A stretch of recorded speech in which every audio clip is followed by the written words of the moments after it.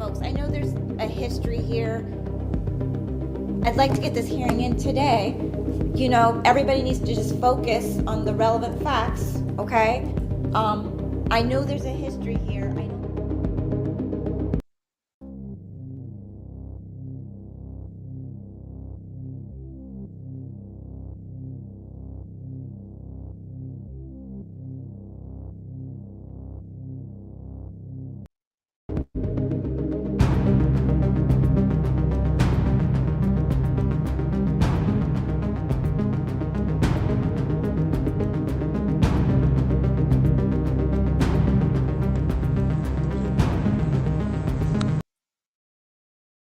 All right, guys, what is up? Welcome. Woo. Boy, what a day. Boy, what a day. Come on in.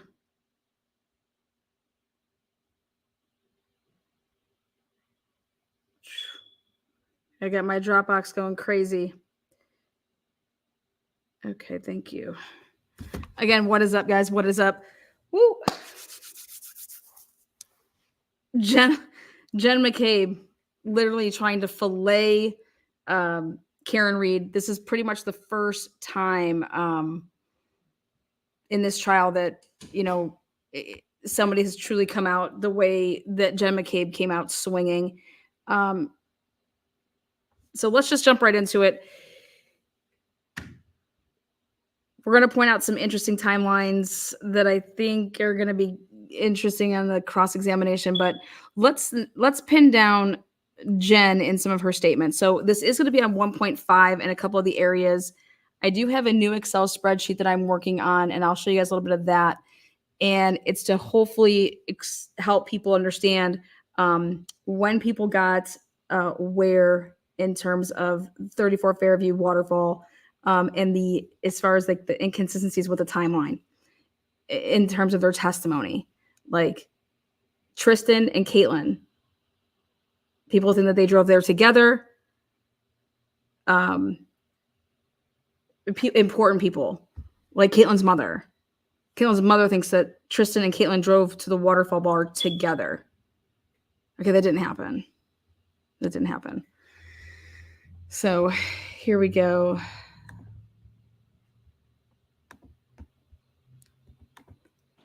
We're going to first pin her down on these text messages. One of them is in green.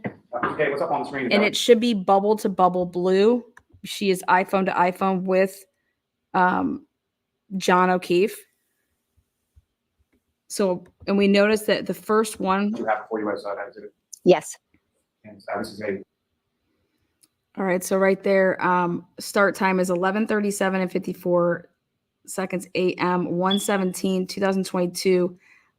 Start time. Last activity 1/29, 2022. 5:04 and 40 seconds a.m.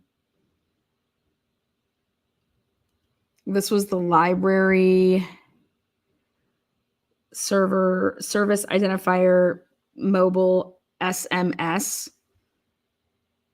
And it's because it's blue to it's green. It's showing up green. Watch this. Okay. Text communication between yourself and Mr. O'Keefe, correct? Correct. I'm sorry, Ms. Bailey. Sure. Why don't you take that down, Ms. Gilman? Alan Jackson has a huge problem with it right away. And thank you.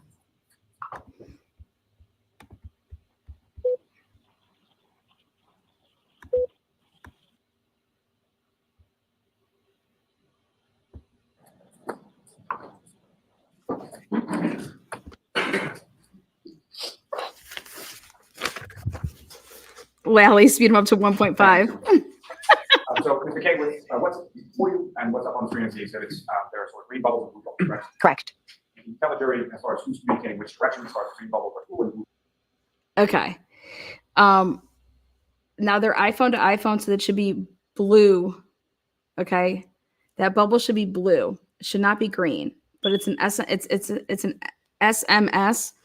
And now why I believe it is green, again, this is just my opinion. We'll find out when the expert testifies to this, but I believe that it is green because at that same time, if you look at 1/29, 2022 at 12:14 and was it say 26 seconds?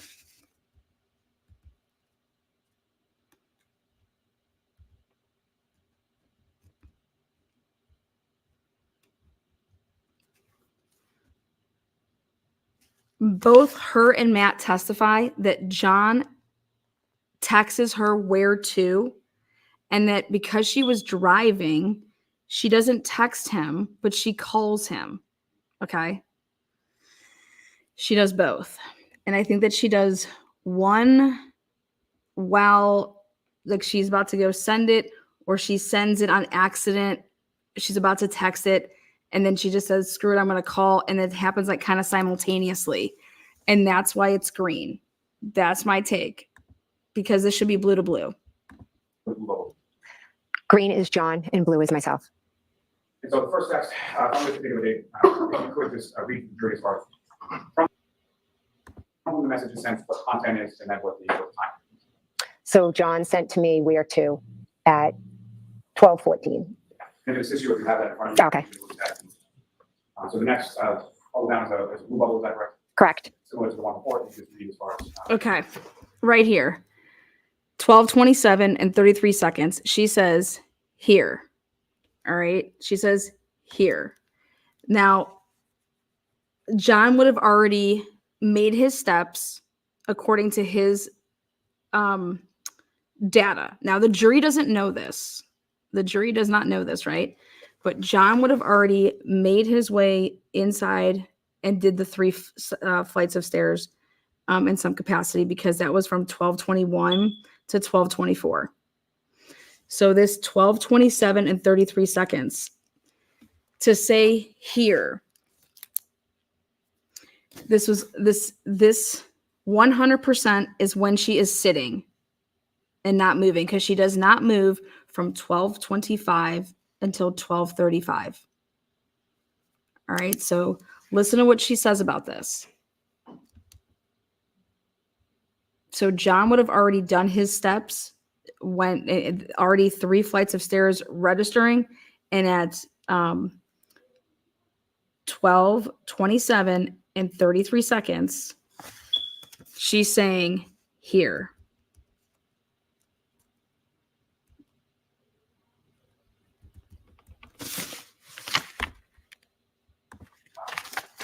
That's, well, before I get that, so you receive that message from Mr. O'Keefe, you call him, have a conversation, he calls you back for the conversation. Correct. And then subsequent to that, you read the next blue bubble down as far as from whom, what content is, and what time it is. So this one is from myself to John, and it says here at 12:27. So at that point, I see a car out front, and I text him here. Specify to as far as looking out the front storm door, seeing a car, then you send that's. She says, at that point, I see a car outside, and that's why she says here at 12:27. This is her reasoning as to why she says this. She sees a car outside. Okay. Her statement to Trooper Proctor was while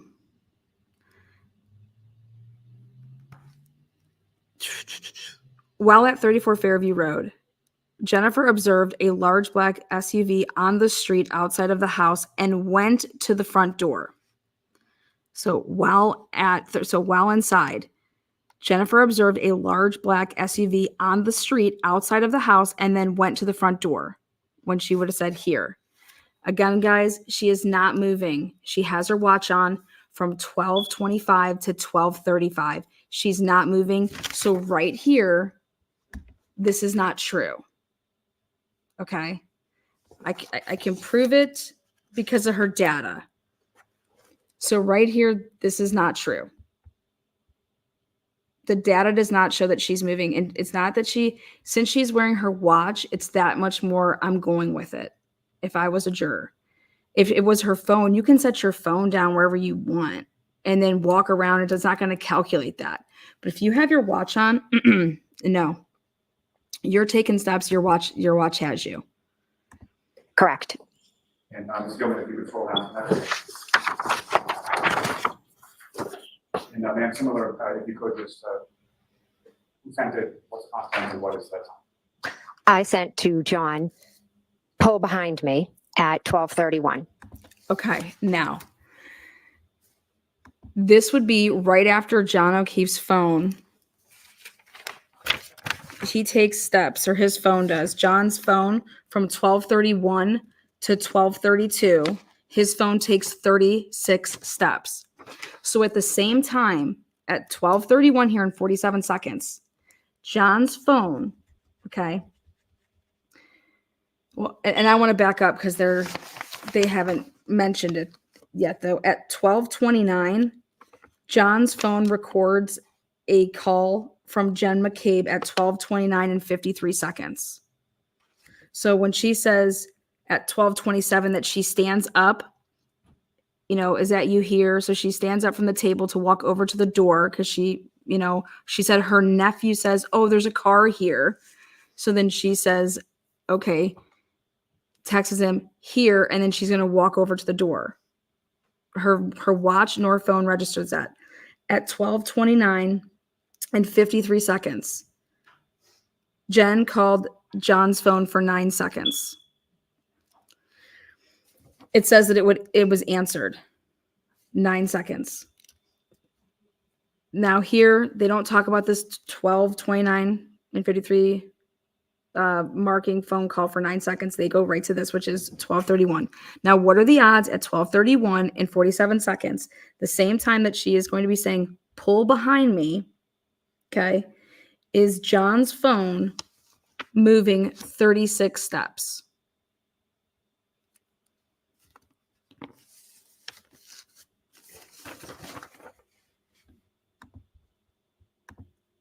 And what were you referring to when you said hold on? So at this point, the car had moved from the prior spot where I originally saw it. Okay. So now she's going to say that the car moved. So why she's saying this is because it moved from the original spot that she saw it in. So that means that it could have only been from 12:27 and 33 seconds to 12:31 and 47 seconds. So you're looking at 4 minutes. 4 minutes.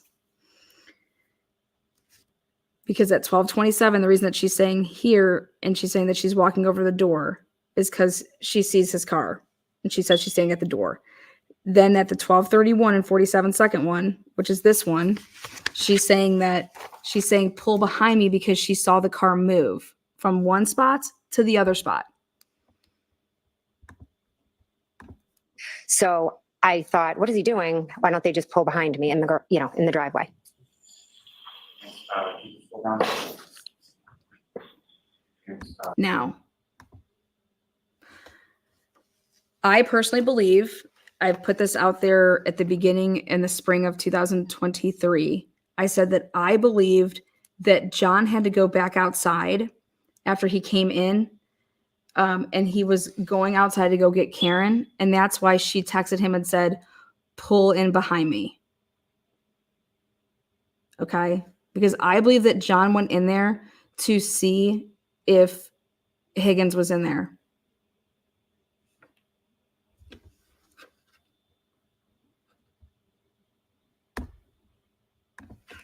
Again, with this bubble, you could reach out. From me to John saying hello, and it was at 12:40. Okay. So then 12:40, that is in 31 seconds. You guys, that's the longest 9 minutes of someone's life. 9 minutes, you're saying hello to someone in 9 minutes? Like 9 minutes is a pretty long time. Okay. They're trying to make it seem like they were all hanging out up, all hugging each other on each other's laps at the same table in the same spots. Now, 9 minutes later, hello. And at this point in time, as far as, let me ask you this way. When you're sending these text messages over these periodic time periods, what, if anything, are you doing sort of? Now, at 12:35, remember, she's not walking or doing anything from 12:25 to 12:35. At 12:35, she begins to take steps. And she takes 170 steps from 12:35 to 12:45 in that 10 minutes. So do I believe that she could possibly be like, hello, like, where are you? Like walking around trying to find him? Yes, I do. 100%. Because they were not at the freaking front of the house at that door. Okay.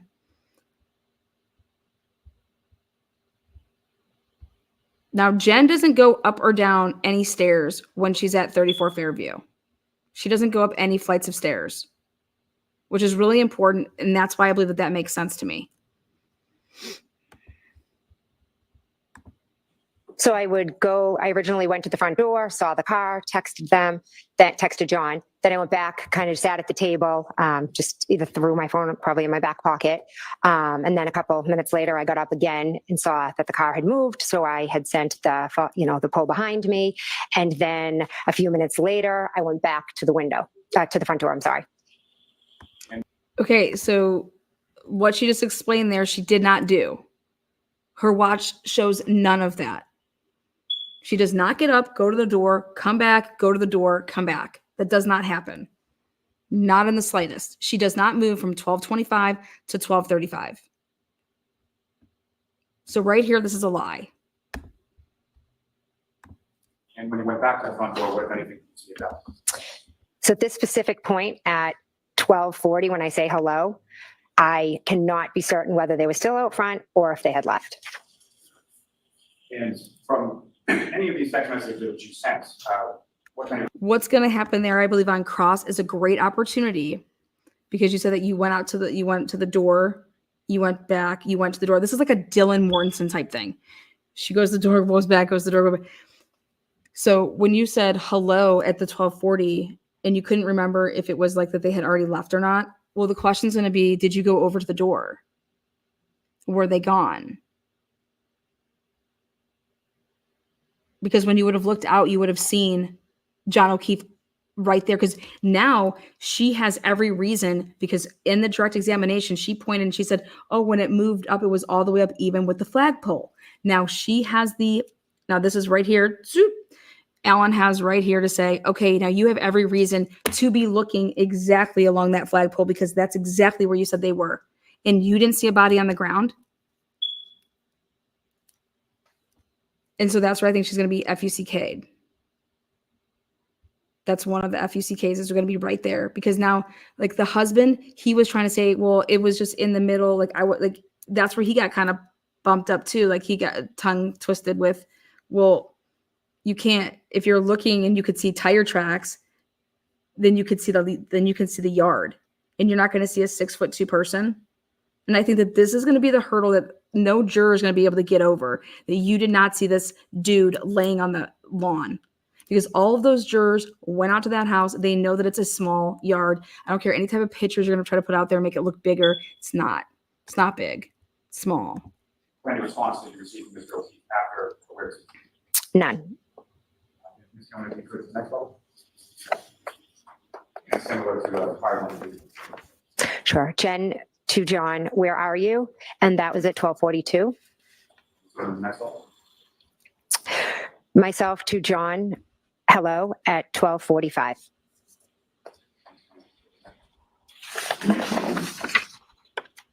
Now, this is later in the morning, and we'll get to that a little bit more in depth, but at some point you left residence of Fairview, you went home, and you were woken by something, and then at some point you texted John.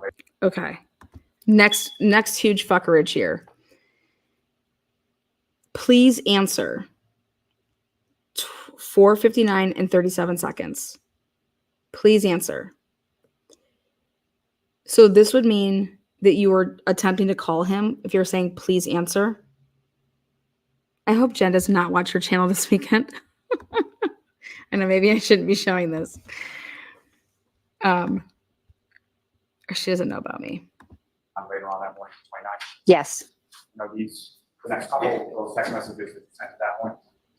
correct. It's similar to the other ones. Myself to John, please answer at 4:59. Myself to John, Karen is worried. We need to find you at 4:59. Myself to John. So those are shotgun back to back, 4:59 back to back. Please answer so I know you're okay. 5:00. Okay, just so you know, this is a pet peeve of mine. Anybody that has a lowercase I when they type, I'm sorry, but I just can't fuck with that. I have to get that off my chest. Please answer so I know you're okay. I can't fuck with you if that's how you write your eyes, okay? So please tell me that you don't fucking do your eyes like that. I'll just be so heartbroken if anybody in here. How does this even happen? The letter I doesn't just do that. You have to like make it do that, I feel like. And so that's why I feel like she was about to write something and then she went back because you have to really get that I to be like that. I'm just saying. And I just can't fuck with that. Okay. Vote for. Let's see, full zip, private, mobile, library, core, duet, knowledge, CB, okay. Source info, ED, okay. May I approach this retreat?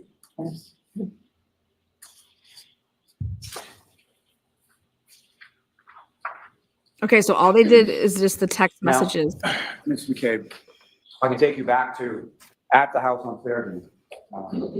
Again, you're sending these text messages and going back to the table and then going back to the window at various times.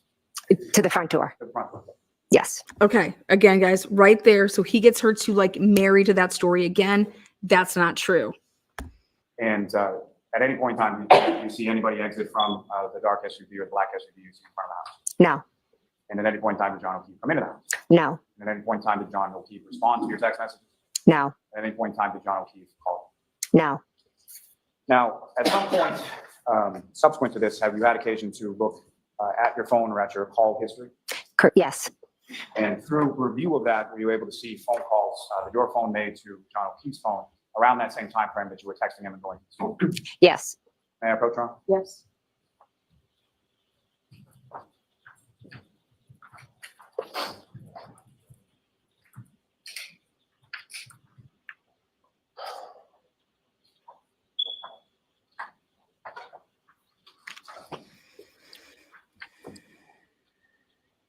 See, this is interesting.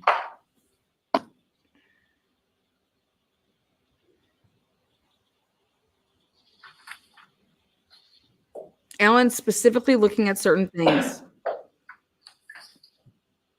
And I'm showing you a He knew document. exactly what he was looking for. Okay, so that's really, really good. All right, so just saying, like Alan was specifically looking for certain things. Karen was there in on it. So they were looking for specific things and he was okay with it. He's like, okay, go ahead. And I looked at it, looked up when you finish, and if I could suggest, I think it starts in reverse order from page 4, timing-wise, up through page.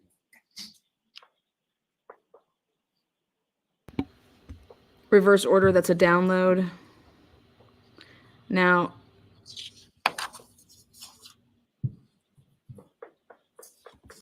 What do you recognize? The calls between myself and John O'Keefe.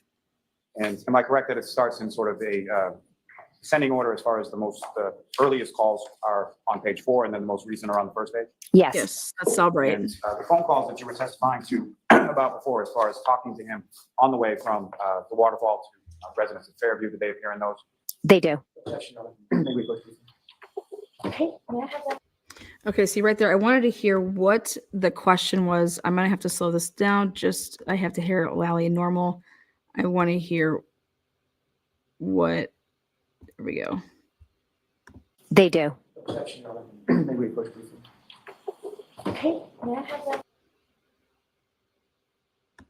what do you recognize? The calls between myself and John O'Keefe.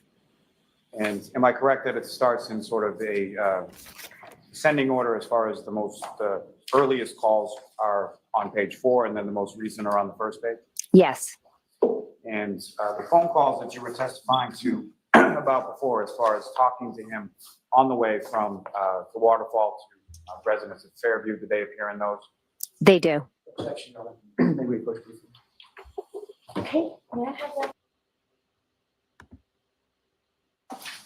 And Your Honor, with court's permission, I would ask to publish with this witness exhibits 71, 72, and 73. Okay.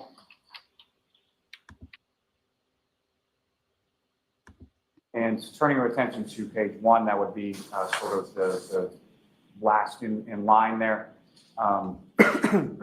What time is the last call between yourself and Mr. O'Keefe, and who's calling? I'm calling him at 5:25. May I approach him? Yes. Oh my God. Oh my God. Oh my God. She's calling him at 5:25. That was so quick. You guys, 5:25. She's calling him at 5:25. The last time she's calling him.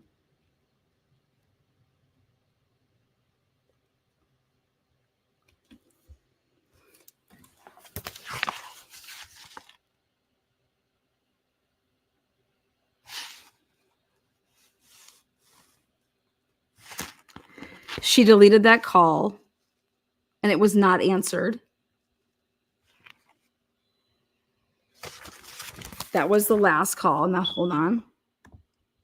5:25. She deleted that call from her call log.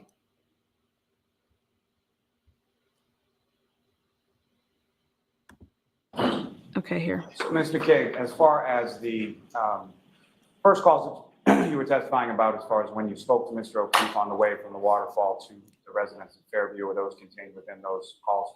Yes. As far as, is there a time that's associated with those calls that you observe in those 4-page documents? Yes. And what are 12:14 and 12:18. they? And See right there, she was coached there not to say 12:14 and how many seconds. Okay. She was coached there because that's going to prove my whole thing about the green and what came first. Because remember, her testimony is that Matt told her, and she told herself here, that she did not text him back 34 Fairview. Okay. She called him when he texted her. Okay. She called him. She didn't text him. So then why is there a text at 12:14? I'm sorry. John's text is at 12:14 that says, where to? Jen's text for the address, 34 Fairview, is at 12:18. They talk on the phone at 12:18. So she's strategically not saying the time stamps of the seconds. Don't worry though, Alan's going to get it because it matters. So just think about how you would handle something if you were on the phone and somebody calls you at 12:18. What if John's saying, "Hey, I think I'm here. Okay, I'm walking up," like, you know, because she's still walking around up until 12:25. Turning your attention to page 1, that would be sort of the last in line there. What time is the last call between yourself and Mr. O'Keefe, and who's calling? I'm calling him at 5:25. May I approach him? Yes. So 5:25 is before Karen Reed would arrive at her house. So she doesn't use her phone at all from 5:25 until they find him at 6:03 to like try to call. Like no one's saying things like, well, here, you call, see if he answers your phone. Maybe he's just not answering my phone. So you call. Like, do you think that's something that like Karen would say? Like, I think that's something that a lot of people would say. Well, how about you try calling? Maybe he's just not answering my calls. So she does not call that number in Karen Reed's presence at all. I'll also seek to introduce him as the next exhibit. Is there any objection? There's not, Your Honor. Thank you. Thank you.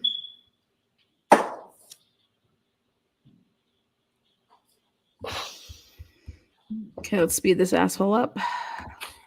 Now, Ms. McCabe, you had mentioned that during the course of the evening, shortly after you arrived at the residence of Fairview, you observed a vehicle outside of your sister's house, correct? Yes. And Your Honor, of course, permission, I would ask to publish with this witness exhibit 71, 72, and 73. Okay, so again, we're going to have,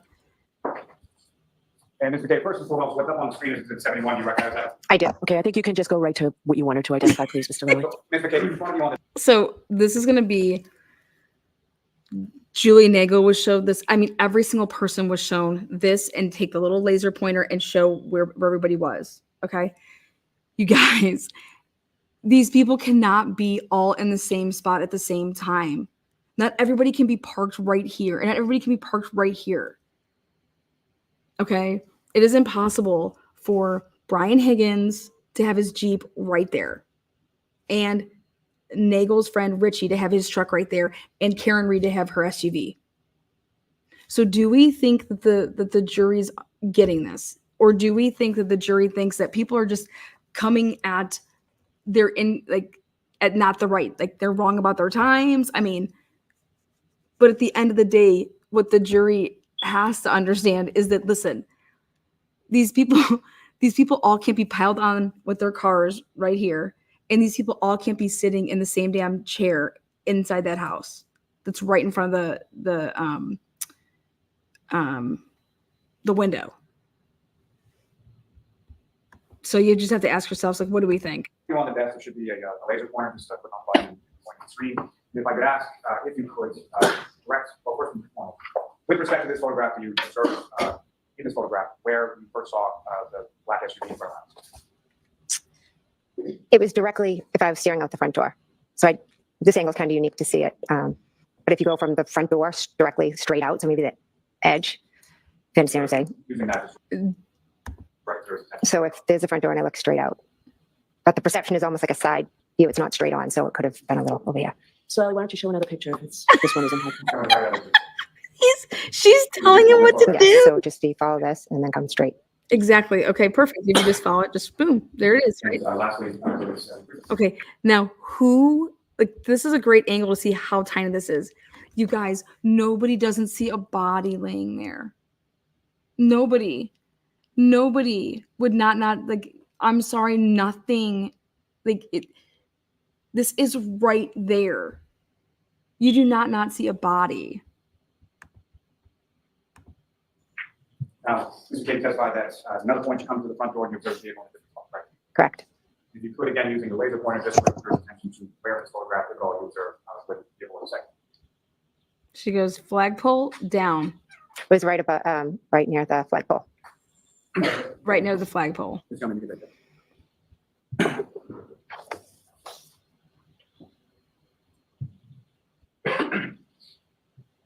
So it's myself, my husband Matt, and I had offered when Julie Nagel's brother had come to the house earlier. I had offered Julie and Sarah Levinson a ride home because we had just gotten there and they had wanted to stay later. So I also drove home Julie and Sarah. Well, my husband drove them home. And so you exit the house, go out to the vehicle, correct? Correct. And your husband Matt was driving? Yes, Where are you seated? and the front seat. And you recall where Ms. Levinson and Ms. Nagel were seated in the car? They were in the back seat. You recall which one was on which side? I do not. And when you come out of the house and you're starting to go home, what, if anything, had changed as far as the weather from when you had gone in to when you had gone out? The snow had accumulated more. And when you get into See that sniffle? I think that's her tell. the vehicle and as the vehicle is pulling away, what, if any, conversation do you recall having with anyone in the car? When I got in the car, I kind of turned around to Julie. I'm going a little louder, subject to media strike. There's a portion that's right. Go ahead. We're Stairs to bed. here we go. Chapman. And so as far as, I may not have asked this before, but as far as the black SUV that you observed in front of the house, which direction was that vehicle facing? Chapman. Each of the times that you saw it? Yes. And so Stairs to bed.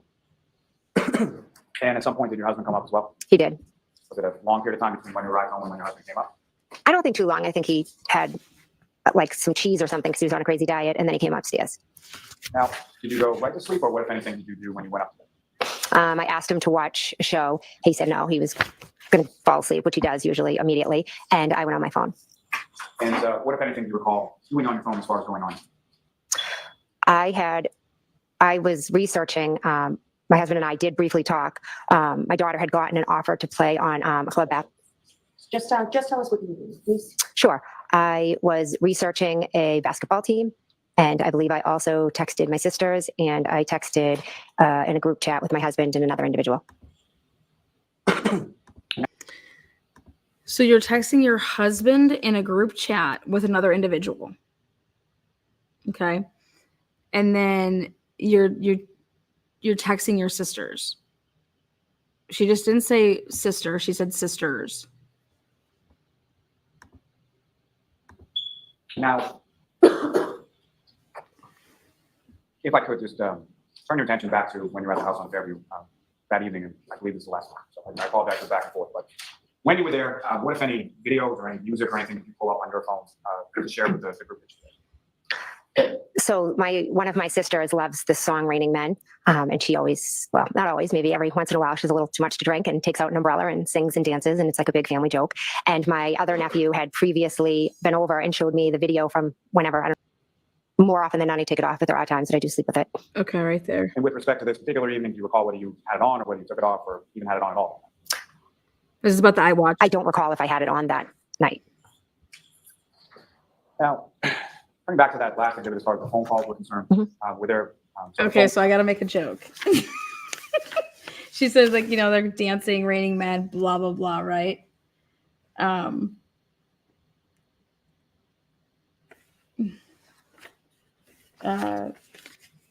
She says that I have to tell you guys, her heart rate, her heart rate goes down to like, where is it? Here it is.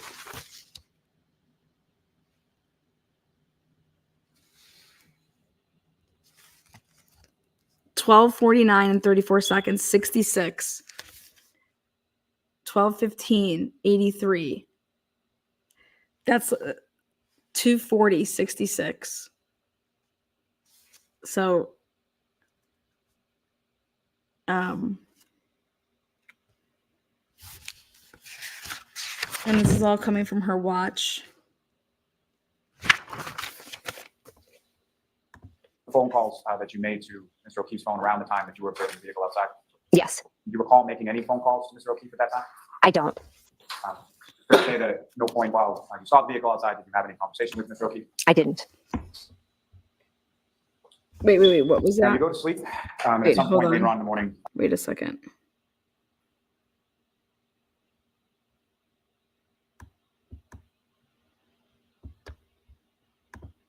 More often than not I take it off, but there are times that I do sleep with it. and with respect to See this, her little nose thing? She did it again. 43:22, 43. Here, watch it. at this time you had an iPhone, is that correct? Yes, Did you also have an Apple Watch? I did. Yes. And do you recall She's like, whether I or not regret you were that. wearing the Apple Watch that evening or when you went to bed or anything like that? I do not recall. And as far as the Apple Watch is concerned, is that something that you routinely or always take off before you go to bed? Or? Mostly, but not always. I mean, there are times I go to bed with it on. More often than not I take it off, but there are times that I do sleep with it. Right there, hear that? That's a lie. And with respect to this particular evening, do you recall whether you had it on or whether you took it off or even had it on at all? I don't recall if I had it on that night. Now, coming back to that last exhibit as far as the phone calls were concerned, were there certain phone calls that you made to Mr. O'Keefe's phone around the time that you were observing the vehicle outside? Yes, Do you recall making any phone calls to Mr. O'Keefe at that time? I don't. Fair to say that at no point while you saw the vehicle outside, did you have any conversation with Mr. O'Keefe? I didn't. See right there. Okay, so this is gonna, like, she says that she didn't call. There is a call at 12:29. So why isn't Lally showing her that? Because she's gonna say, like, I didn't make that call. It must have been a butt dial. Okay, the 12:29 call for 9 seconds. Look at how he skated away from like showing like the jury like the text messages and then just like fluffs this in there. Little fluff. He just fluffed it in there.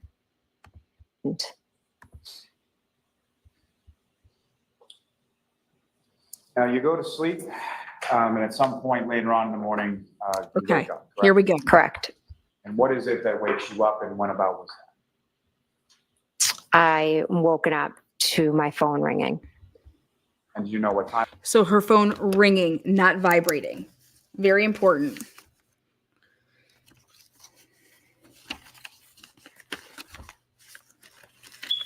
That's something that I wanted to note, and it's her phone was ringing. Okay, no offense, but nobody has their phone don't fucking ring, but whatever. That's what she woke up to, her phone ringing. Okay. What time it was? 4:53.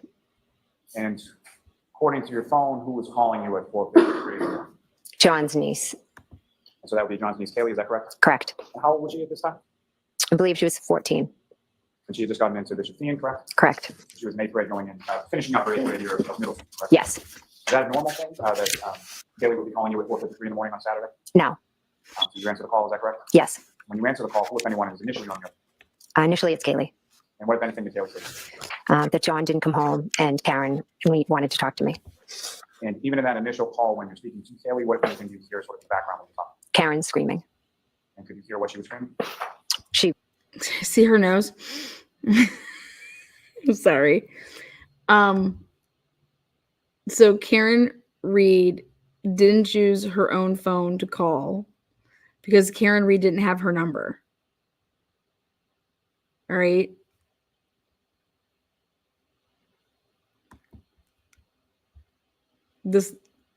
She was just screaming, Jen, Jen. Fairly loudly, is that correct? I'm sorry. Extremely. Now, at some point, does the defendant get on the phone with you? She does. And what, if any, conversation do you have with her then? She proceeds to scream my name multiple times. And she tells me that John didn't come home. They got into a fight and that she left him at the waterfall.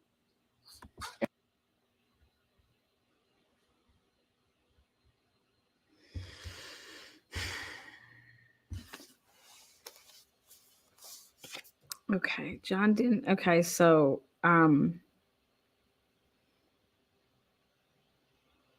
just so we know, John O'Keefe's data does not support any of this. John O'Keefe's data pings at, 34 Fairview, that area, and he begins to start walking, and he goes up 3 flights of stairs, or, and however you want it, his phone registers that. And how do you respond? I had just woken up. I was confused. I didn't know what she was talking about. I was like, what are you talking about? And then she, told me that they had gotten into a fight and she left him there. And now where is he? And Okay. So she got into a fight. This is the second bombshell, in my opinion. The jurors had just seen everything in terms of every part of their night. Okay. There was no fighting, none. And now all of a sudden they got into a fight. But at 12:18, when they were on the phone together at 12:18, he didn't say anything like, oh my God, fucking Karen's losing her shit. I'm coming in there. I may need a ride home. Like, me and Karen got in a fight. Like, we're just going to go, nothing. Okay. The jury has to say to themselves, where is there any time to get into this fight? Because before, so you're looking at 12:18 to 12:19, because that's that phone call. And she didn't hear anything in the background, right? There was no screaming and yelling. So 12:18, and they got into a fight. But yet he is taking, and the jury will soon hear this, that from an expert, or however he gets it out, that John O'Keefe started taking steps at 12:21. And so 3 minutes to get into what type of a fight? What type of a fight? And she just kept screaming my name over and over. And so then I remembered that Chris Albert had still been at the bar. So I thought, well, maybe John walked home with Chris because Chris lives close to the waterfall. Okay, now for this to be part of the story, there has to be a reason. There has to be a reason for this. Now she's going to throw Chris into the game. Like, woo, woo, super sticker over here. And I'm like, okay, so now you're going to throw Chris into the game. right? Well, because Chris like walked home, so like I don't know, maybe like John walked home to his house.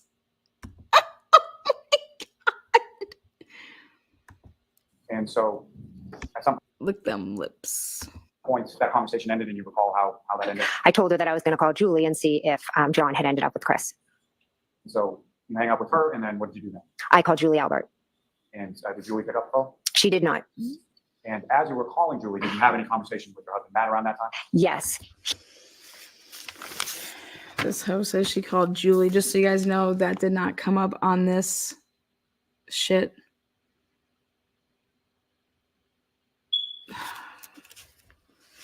Okay. 4:53. And then she's going to say that she called her sister, or she called Julie. Okay. He, had kind of shot up out of bed when Karen had called. When Kaylee had called because Karen was screaming.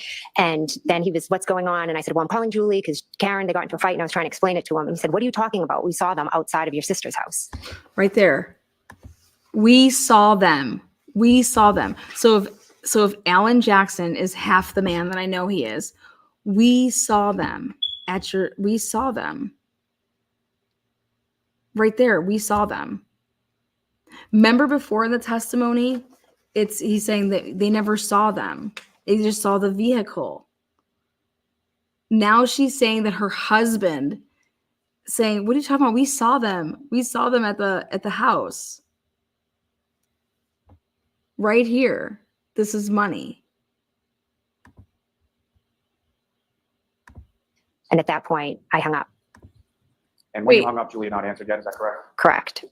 Now, as far as Does she hang up because she's like, I'm not fucking doing this? Like, that was a really weird thing. And as you were calling Julie, did you have any conversation with your husband Matt around that time? Yes. He, had kind of shot up out of bed when Karen had called.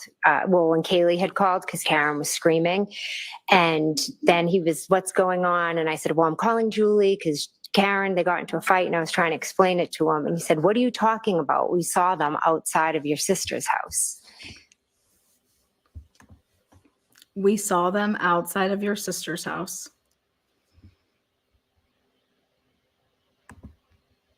And at that point, I hung up. At that point, see, this got me really super confused today because I'm just like, wait, so she was just like, girl, I can't fuck with Stupid right now. You're drunk. I'm hanging up. You know what I mean? That's how I took it. Okay.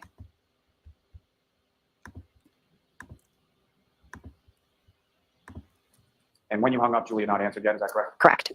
Now, as far as Miss Reed, is that someone who had your phone number? Did you have her plugged into your phone as a contact before that date of January 29th? No.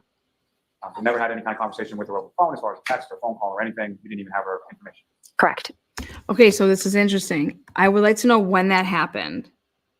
Because if you look at her downloads, however your phone was that day, so when you look at your downloads and it's a Celebrite like this,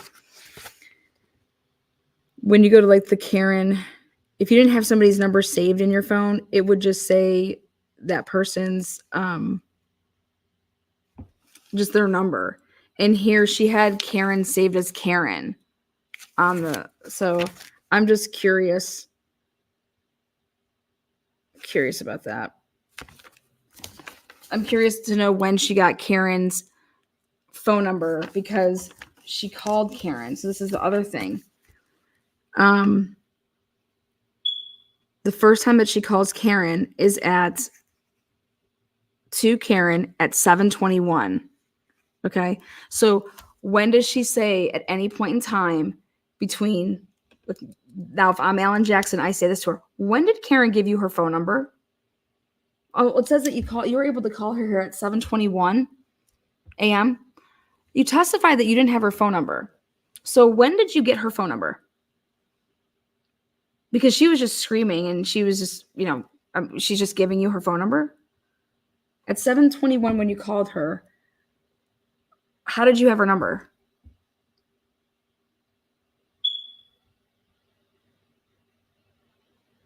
You gotta pin that. You gotta get this bitch fumbling.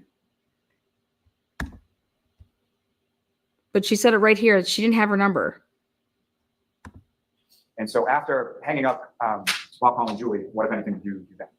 And then I'm not sure if I called Kaylee back or if Kaylee called me back. At some point, you get back in touch with Haley or at least the phone, correct? With Again, that's not on here. God, how many fucking calls did she delete? But that's not even on. I don't even have that. I don't have Kaylee calling her at 4:53. I don't have the Julie call. Yes, I get Karen. I get in touch with Karen again, and I say, Karen, we saw you outside of my sister's. And what was her Karen, we saw you outside of my sister's. Boom, there it is again. God damn. response? She told me that she didn't remember going there, and then she started yelling, Jen, and then she was saying, did I hit him? Could I have hit him? And then she proceeded to say that she had a cracked taillight. And this is while you're still in your home and you're in your bedroom, correct? Correct. And what was your response to that? I thought she was honestly like just talking crazy. And then she said, oh my God, I left him there. Like she was extremely irrational.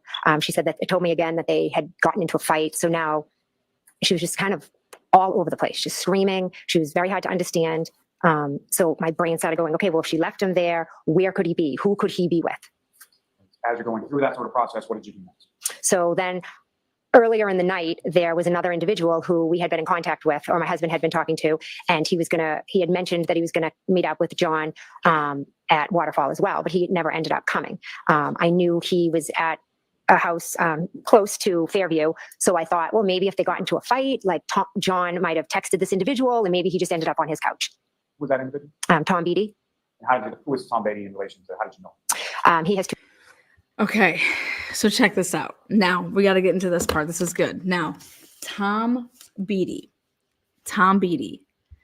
She calls Tom Bey. Okay, Tom Bey.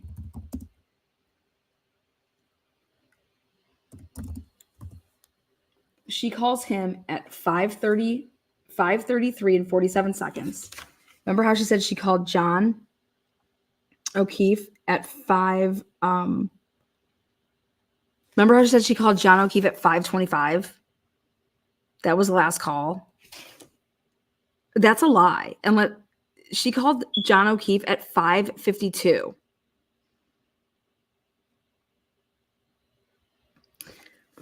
So she calls Tom Bey at 5:33. Then she calls John O'Keefe at 5:52. Then she calls Tom Bey at 5:52 and 38 seconds. Then she calls Tom Bey again at 5:57 and 38 seconds.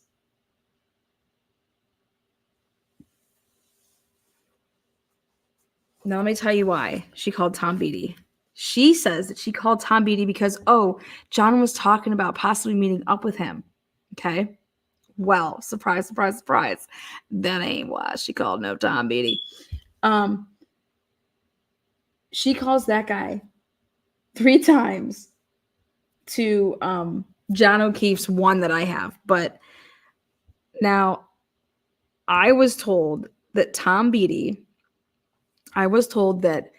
Colin Albert on the night of 12/28 going into 12/29, that Colin Albert called Tom Bey's daughter.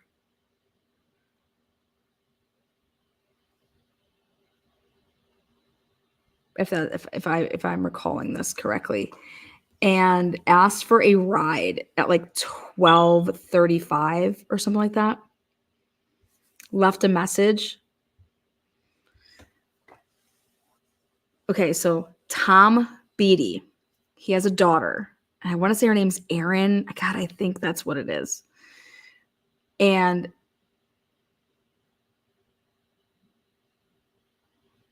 Colin called this girl for a ride. And I think it was like 12:33, 12:23, 12. It was between 12:20 and 12:40. Okay.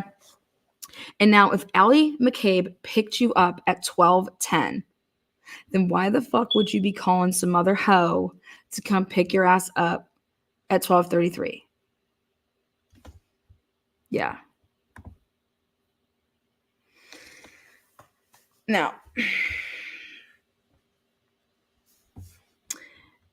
I believe that Jen McCabe knew that Tom Beatty's daughter came to that house that night.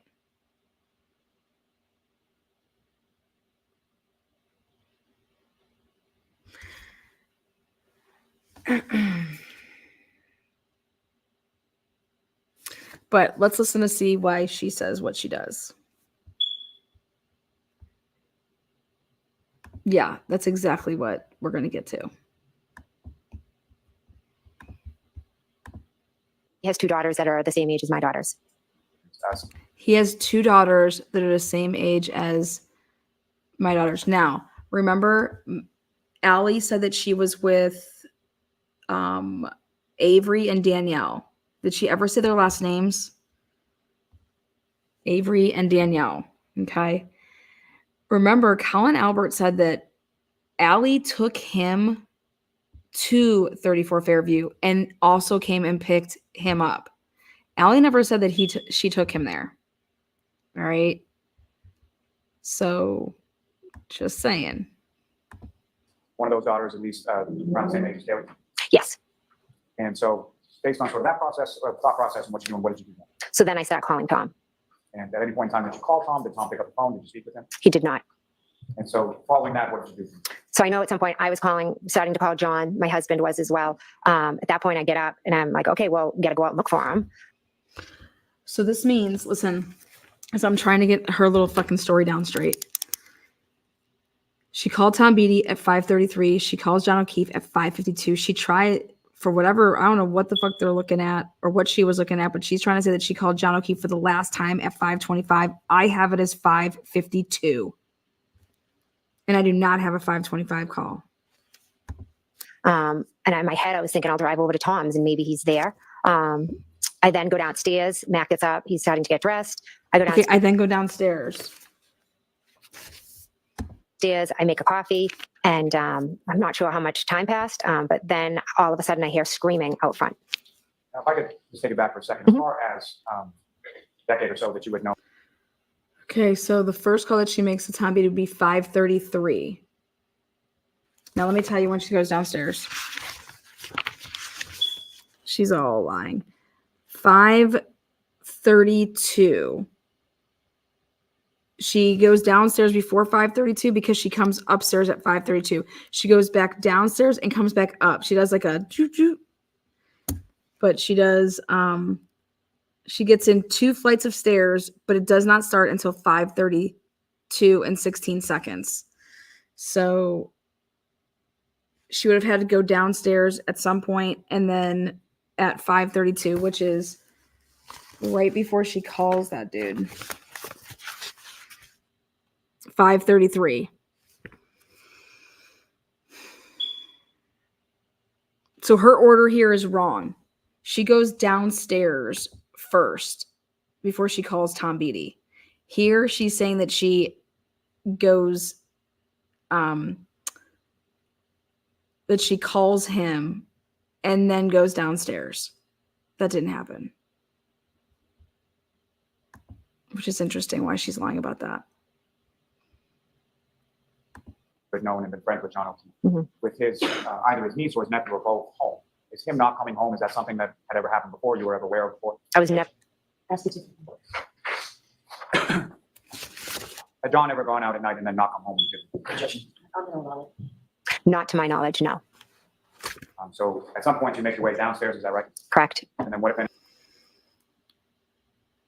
Her steps. So she gets out of bed at 4:55. So she stays in bed. At 4:53, she's in bed until she starts taking steps at 4:55.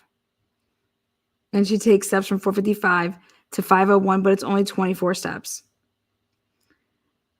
Then, ooh. She took her watch off. She took her watch off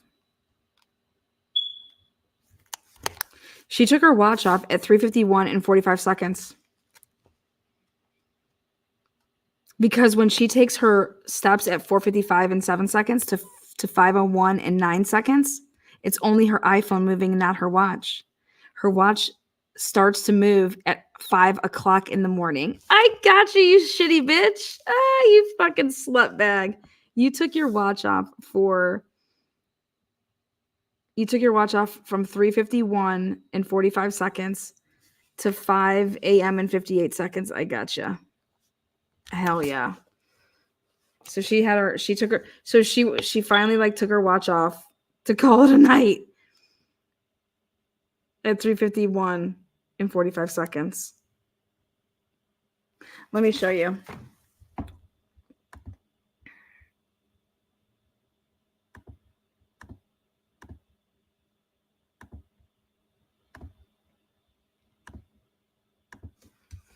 Okay.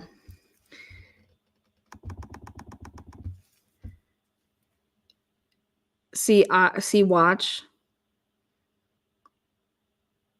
iPhone.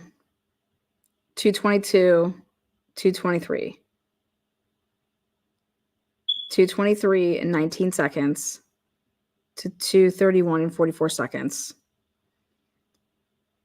So she was about to go and leave her. She took her watch off here.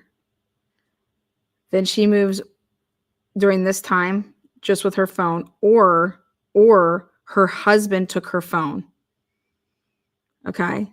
Could be a couple different things here.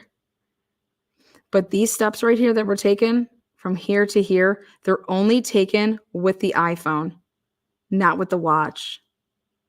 So she could have given it to her husband. Because here, 3:32 and 13 seconds when she is taking these steps. So like I think that these steps right here are actually her husband.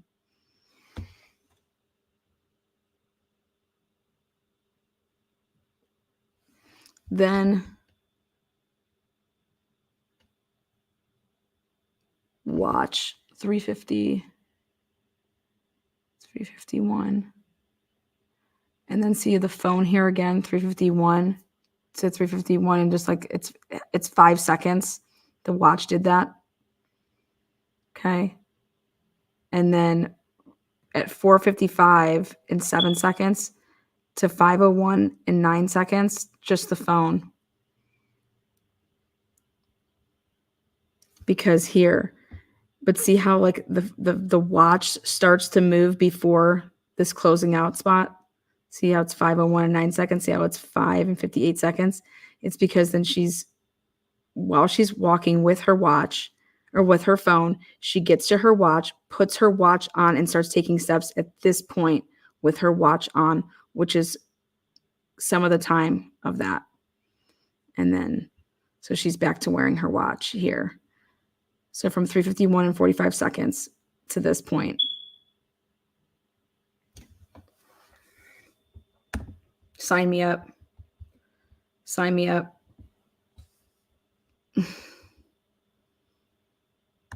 Matt McCabe wasn't no fucking sleeping.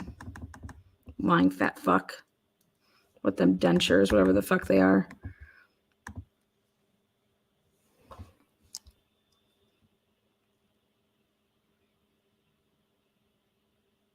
She's definitely moving though without her. She's definitely moving just with her phone. From 4:55 with her phone until 5, from that time until 5 o'clock and 58 seconds. Because like, it's like this, she popped up out of bed. Holy fucking shit, jumps out of bed. Okay. And starts taking her steps. Like, oh my God. And then she comes back over to where her bed is because it's just second nature. And she slaps on her watch.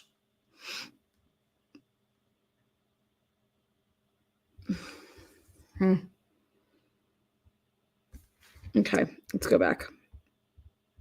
But right up here, this is interesting to me.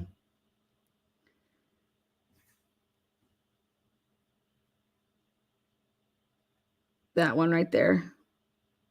2:23 and 19 seconds to 2:31 and 44 seconds. 19 steps. with the phone during that period of time.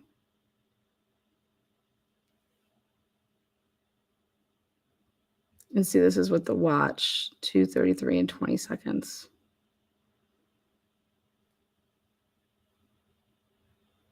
And the phone starts moving without the watch on.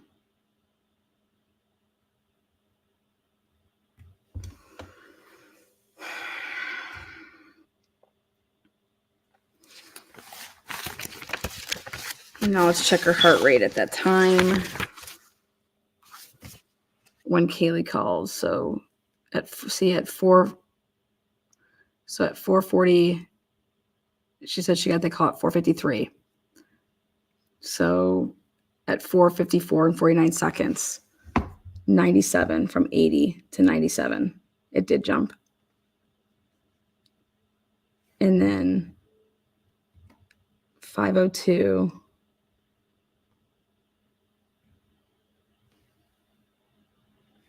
See, watch.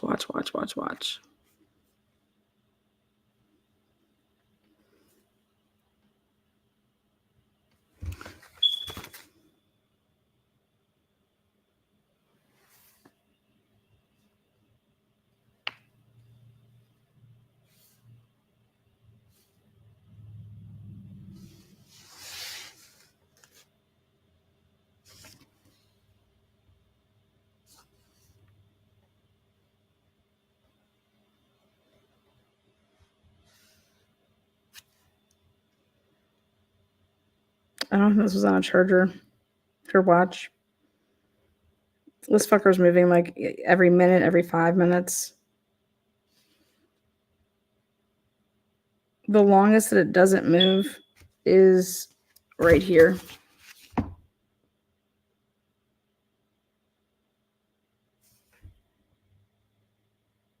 Not really.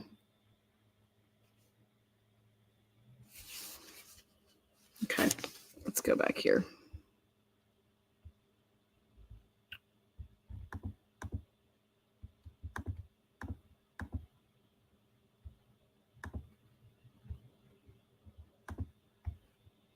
What, if anything, did you hear when you were downstairs? Screaming And where was the screaming coming out front. from? And when you heard that screaming, where did you go? I ran to my front door. At some point, you opened your front door, I opened my front door, correct. and then what did you see when you opened the front Miss Reed came running. Okay, she ran to her front door. She ran to her front door.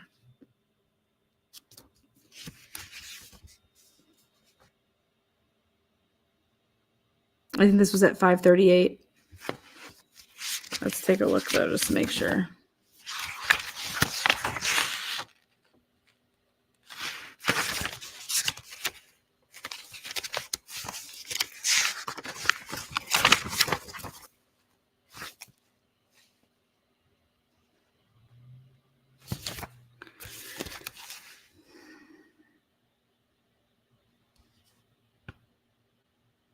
Okay, take a look.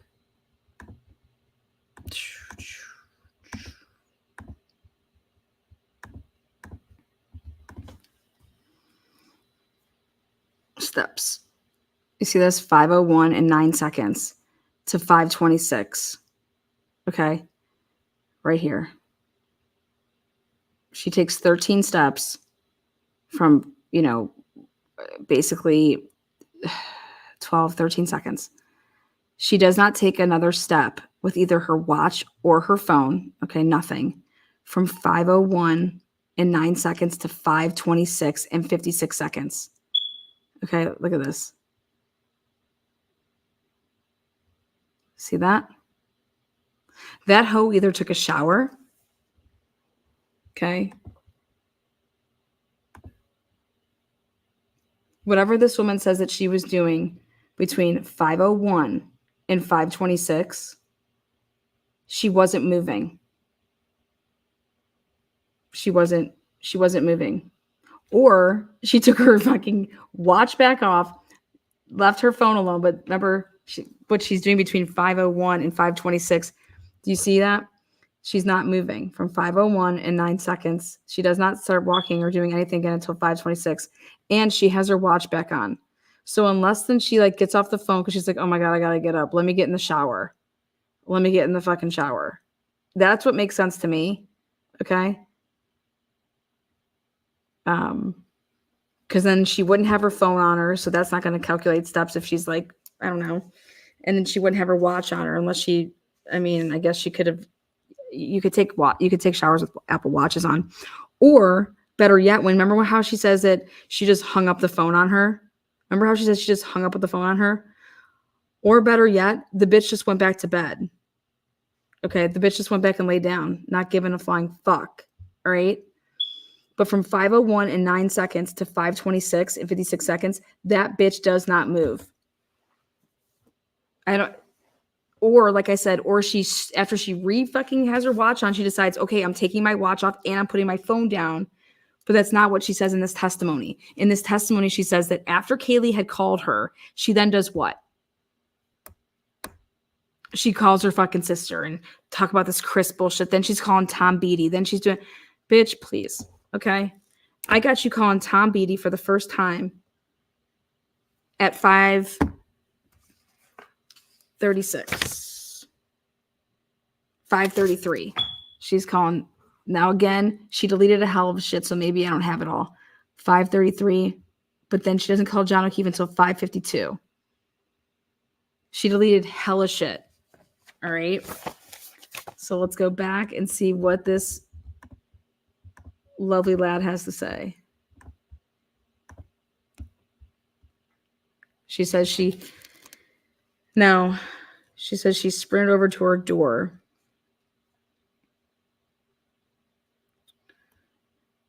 All right. Now remember she says it takes about 10 minutes to get from it takes about 10 minutes to get from where she lives to John's house. Isn't that right? Or is it 10 minutes?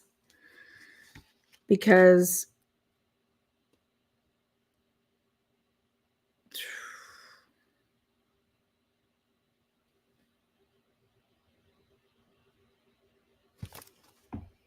running up my walkway. And prior to, during any of the other conversations that you had with Ms. Reed, did you know where she was when you were talking to her? No. Obviously, the first call was Kaylee calling from the house. That Yes. Was the assumption. Mhm. And then So subsequent. was that a yes or no? Yes. okay, when she said Kaylee calling from the house, like I was kind of like wondering, does that mean it's a house call or is it Kaylee's cell phone? Because like, and she was calling from the house. And as far as the second call that you were talking about, do you know where she was when she was talking to you next? The first couple calls, I know she was at the house, and then I don't know. The first couple calls, bitch. How many times did you talk to her? I love that you call that hoe. It's so appropriate. Let's see what this hoe's up to. You guys, what is she talking about? I wish it was just a battery issue, girl. I wish. My hardwired smoke detector is in my ductwork, so we're probably gonna have to bust some walls down. So, with opening your door, hearing the screaming from out front, was that something that surprised you? Yes. And when you hear the screaming, if you could just explain to the jury, how loud was the screaming that you heard? Very loud. And what, if anything, was she saying? It was more of the, Jen, did I hit him? And then she would yell, did I hit him? Could I have hit him? And then she was yelling, we have to go to Fairview. And in addition to Ms. Reed, what, if anything, else did you see when you opened up the door? Just, That's in a better way. Yeah. Did you see a vehicle? yes, And where was the vehicle and what did the vehicle look like? it was in my driveway. I believe the driver door was left open. And what kind of vehicle was it? A black Lexus. Consistent with what you had seen outside of Fairview the night or earlier in the morning. Yes. And so as she's coming up your walk towards your front door, Running, yes. and then what, if any, conversation did you have with her there in reference to that? I just said, Karen, I was trying to calm her down. Matt came, I believe, and was yelling down that she was going to wake up the neighborhood. And then she was yelling that we had to go to Fairview. So I told Matt that I was going to go with Karen. Initially, before that, what were your plans as far as going to look for John before Ms. Reed showed up? My husband and I were going to go to Tom Bey's. Now, Okay. So I'm going to tell you that this is the only time that that's possible based off of everything that she's saying.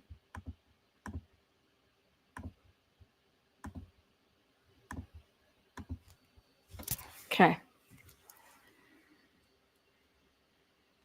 So she's 5:01 and 9 seconds to 5:26 and 50, she's not moving at all. Then from 5:26 and 56 seconds to for just like, you know, a couple seconds, she takes 13 steps. And that's when, ladies and gentlemen, so see this is her flights of stairs, okay? So right here and here. She like runs down, runs up, runs down. 5:32.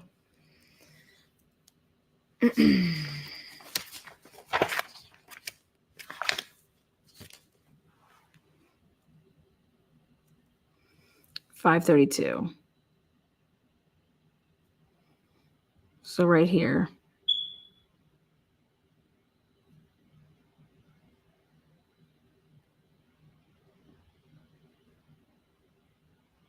She goes up, down, up, down. So Karen wouldn't have been there yet, right? Then she gets 18 steps in here. She said she made herself coffee, which it cannot be before this time. Okay, at 5:31, she couldn't have made coffee anytime before this. Has to be after this that she made the coffee. Now check this out. Karen Reed has to have been there before 5:36 a.m. Okay? Why? Because 5:36 a.m. to 5:47 a.m., this is the only solid 10 minutes that she's not making any steps, and that's when she was driving.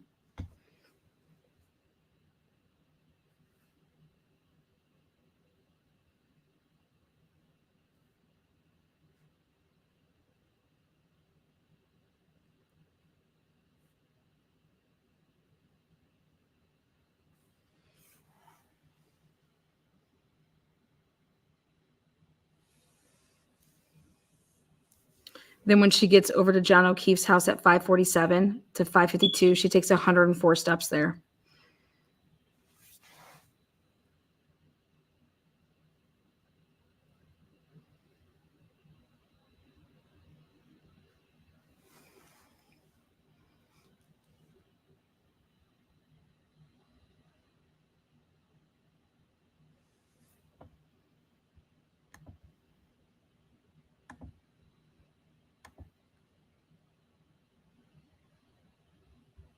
Okay,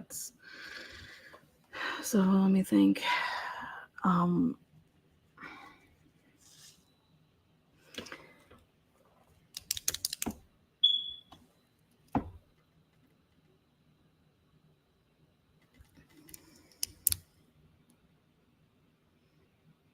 Or that fat ass could have made her coffee. He could have went down there a little earlier.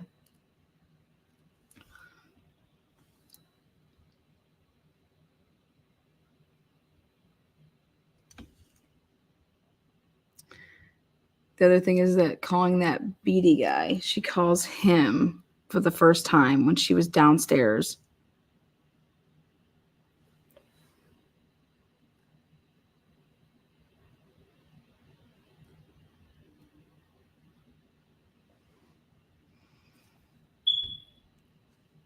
It would have been like right here.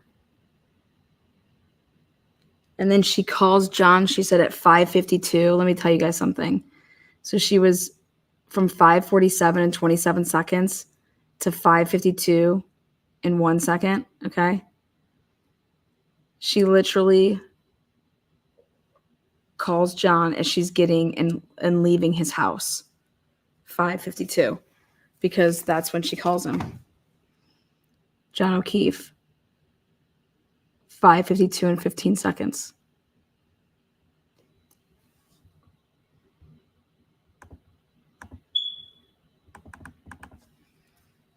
See, 5:33 and 47 seconds. She was downstairs. She wasn't fucking upstairs calling him. She was downstairs when she called Beatty. after she did her flight of stairs, 2 of them. John O'Keefe, she calls him after she was, got into his house. She fucking didn't do that. And then she calls Tom again, back to back, 5:52 and 38 seconds, and then 5 minutes later, 5:57 and 38 seconds.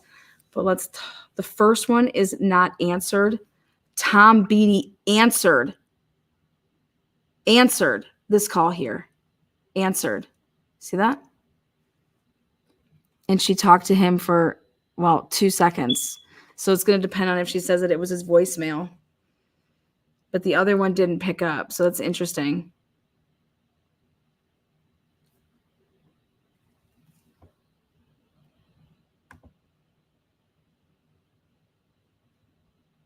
Okay, let's go back to her hoe ass.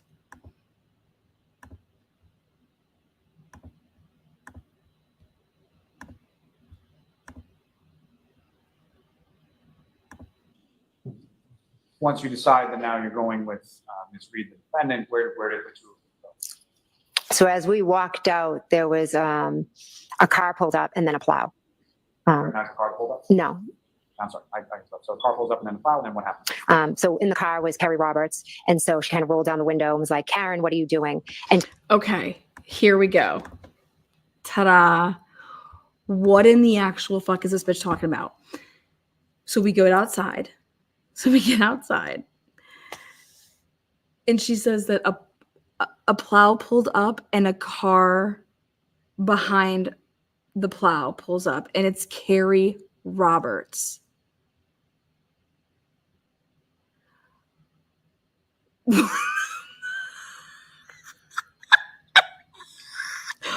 What?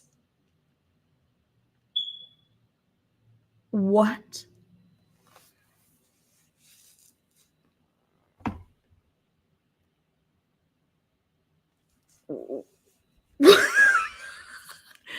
Now remember, there were 2 911 calls. Okay. 2 911 calls. Kerry Roberts called 911 at 5:03 a.m. Remember the day that we heard the 911 calls that were horrible?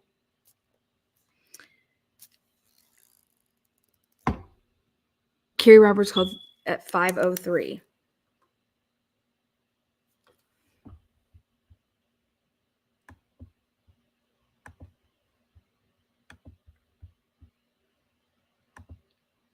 And then the plow was behind her. So Kerry pulled up and I told Karen that I was going to drive her car because I didn't want her driving because she was hysterical. So we got in her car and then Kerry Roberts called Karen. And then Karen was screaming and. Okay, so she says, when we got outside, I was going to drive Karen Reed's vehicle. And when we got into her car, Karen calls Kerry Roberts, and then they start screaming. Okay. And, saying that she had cracked her taillight. We need to go to Fairview. Could I have hit him? Did I hit him? And then she would just scream our names. Kerry was telling her to shut up, that we needed to just go back to John's and we'll drive in one car and let's go to John's. Maybe he's there and he's passed out and you didn't see him. When you open up the Okay, now. She has to stick with whatever story she told the grand jury. Because if she says something different here than what she testified to at the grand jury, it's perjury. She's committing perjury. All right. So, she testified at, I believe, 2 grand juries. All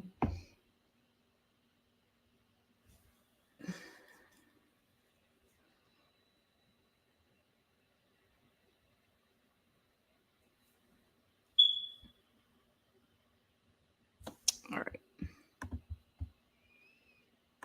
out the door initially and you come outside and you see the defendant out there screaming and all of that. again, with respect to the weather, what was the weather at that? It was like dark and it was almost like a whiteout. And so you get into Ms. Reed's vehicle, correct? Yes, And you're driving that vehicle from your house to Meadows Ave, is that correct? yes, That's Mr. O'Keefe's house. yes. You're familiar with that residence? Now remember, they have the Life 360 app. They have the Life 360 app. We know that they have it. They have their family plan. They have they have her Life 360 app, There plenty of time before. Yes. and it follows your phone.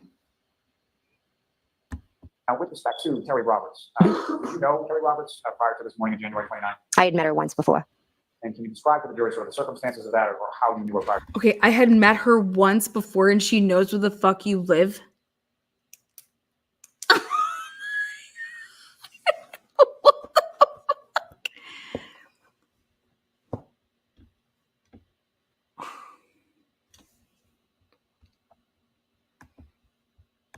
Prior to January 29th?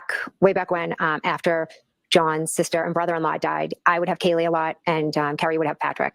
And one day John said, I get a discount at Reebok. I'm going to take you guys for sneakers, get all your kids' sizes. So he took Carrie and myself and we went to Reebok. We bought sneakers for all my girls and me. And then he took Carrie and I to the hillside for lunch just to thank him for, helping, because that's what he did. Now, was Terry Roberts someone that you had as contact saved in your phone? Had you ever texted her or called her or talked to her over your phone before? No. So you indicated that Mr. Roberts then calls Ms. Reed's phone while you're in Ms. Reed's car, correct? Yes. Okay, you guys. So this broad has not Carrie Roberts' phone and not Karen's phone number going into this. So she did not have Carrie Roberts' phone number and she did not have Karen's phone number.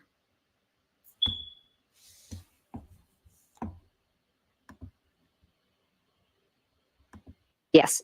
Now, as far as Ms. Reed's phone, was that similar to your phone that earlier in the morning? Was that hooked up in any way or matched or paired with the vehicle that you were driving? Yes. So fair to say you could hear both sides of the conversation as far as Ms. Reed talking next to you and then obviously Ms. Roberts on the other end. Yes. So the conversation that you were talking about as far as Ms. Roberts saying, shut up and we're going to Meadows Ave and all that, you could hear Ms. Roberts saying that? Yes. Now, the vehicle, when you get to the defendant's vehicle, she pulled in straight into your driveway, is that correct? Yes. So fair to say you had to back out of the driveway, correct? Correct. Now, when you were operating Ms. Reed's vehicle in reverse, what, if anything, showed up in sort of the center console area of that? I do not remember. I don't know. Do you recall anything as far as the camera or anything like that? I don't remember. I don't remember. You back the vehicle out of the driveway, you proceed to Meadows Ave, correct? Yes. And about how long a drive is it from your house to Ms. O'Keefe's? Approximately 5-6 minutes. And when you get to Mr. O'Keefe's house, where do you park? I pull in straight in the driveway. And after you pull into the driveway, at some point you all get out, correct? Yes. Do you recall who pulled in first as far as who was in front and who on the way to Meadows, yourself or Ms. Roberts? I believe I was in front. You would have pulled in the driveway and parked, and Ms. Roberts would have pulled in and parked behind, correct? Yes. And so after the three of you get out of your respective vehicles, what happened? Karen brings us to the back of the car and she says, look, see, I have a cracked taillight. Boom. And where on the vehicle? Okay, right there. We got her. She says, when we got there, Karen brings us to the back of the car and shows the cracked taillight. You guys, they show the video. That never happens. That never happens. Y'all understand that, right? We're about to see this clip. I had to make sure that that's exactly what she said. She says, when we got there, Karen took us to the back of the vehicle to show us the back of the vehicle. That does not happen. It does not happen. Like, what the fuck is she? Why is she even saying this? Because I check this out. We get to see Was it. she directing yourself and Ms. Roberts' attention? The back right. So passenger side, rear part of the vehicle. Yes. And when you looked at that area of the vehicle, what could you see of that? I saw that there were missing pieces, but there was also snow covering it. And Karen was screaming, look, look. And then Kerry was screaming back at her. It was very chaotic. So I didn't stare in depth, but what I can tell you is I saw missing pieces from the taillight. Wait a second. I can't even wait for it. Hold on a second. Okay. Here. Look at this fucking liar.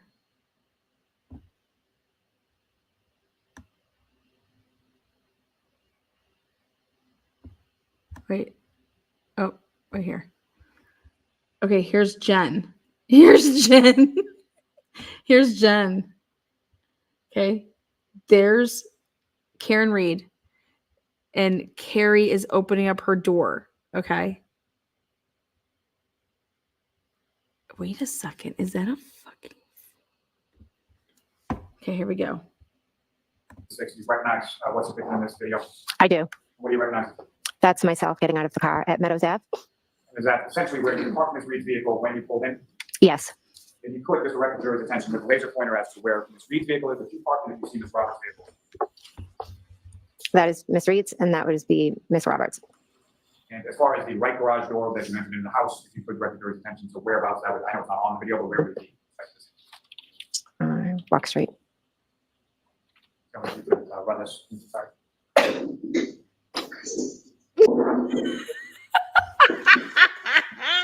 You guys just see that?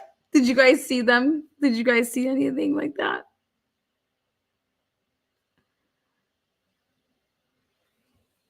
What in the world? Wait. I gotta put it on slow-mo though. Okay. You tell me if they had a conversation about at the taillight. Be Miss Roberts. Okay.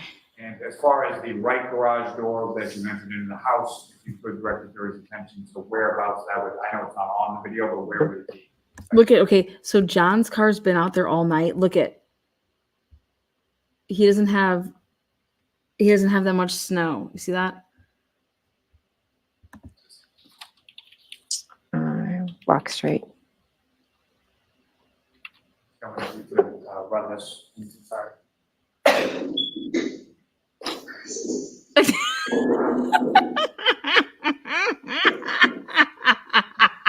Can you please demonstrate and show for the jury where you guys gathered around that the tail light there? Where were you guys talking about that? That's what she just said. That's what she just said. She said they pulled in here and then they got out of the car, okay? And then Karen was showing us how she busted up the taillight and that she then looked at it and then knew that. Do you guys see this? So where that just happened? They just pulled into John's house. You don't see them checking them at all. In fact, they're all running inside, right? So please tell me that this isn't going to be like shown to the jury to say, can you please point that out where this is happening?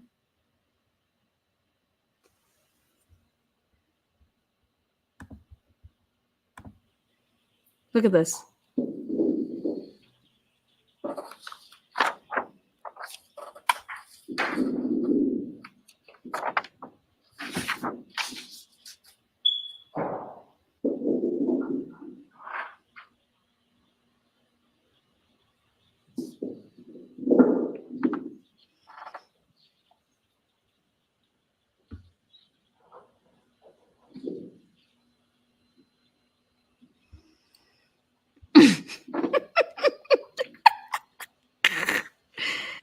Fucking wild, man.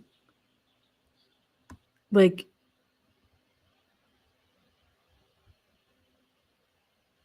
Correct? Yes. And about how long a drive is it from your house to Mr. O'Keefe's? Approximately 5-6 minutes. And when you get to Mr. O'Keefe's house, where do you park? I pull in the straight in the driveway. And after you pull into the driveway, at some point you all get out, correct? Yes. Do you recall who pulled in first as far as who was in front of who on the way to Meadows, yourself or Ms. Roberts? I believe I was in front. You would have pulled in the driveway and parked, and Ms. Roberts would have pulled in and parked behind, correct? Yes. And so after the three of you get out of your respective vehicles, what happened? Karen brings us to the back of the car and Karen brings us to the back of the car. Karen brings us to the back of the car. You guys. says, look, see, I have a cracked taillight. And where on the vehicle was she directing yourself and Ms. Roberts? The back right. Passenger side, rear part of the vehicle. Yes. And when you looked at that area of the vehicle, what could you see about it? I saw that there were missing pieces, but there was also snow covering it. And Karen was screaming, look, look, and then Kerry was screaming back at her. It was very chaotic. So I didn't stare in depth, but what I can tell you is I saw missing pieces from the taillight. Okay. You show this to the jury, and if I'm on that jury, this is what she's going to say. Oh, it must have been, did all that happen when we were at my house? That had to have happened at my house then. That looks so chaotic to me.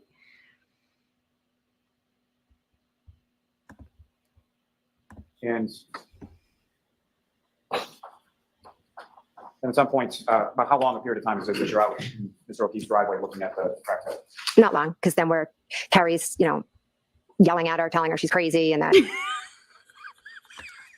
You guys, let me tell you how long they were in there, because she doesn't know what the fuck she's talking about.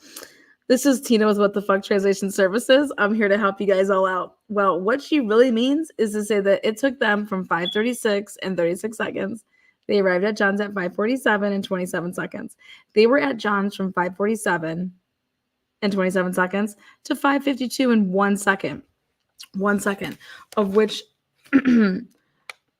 they then got in the car and I take that back. She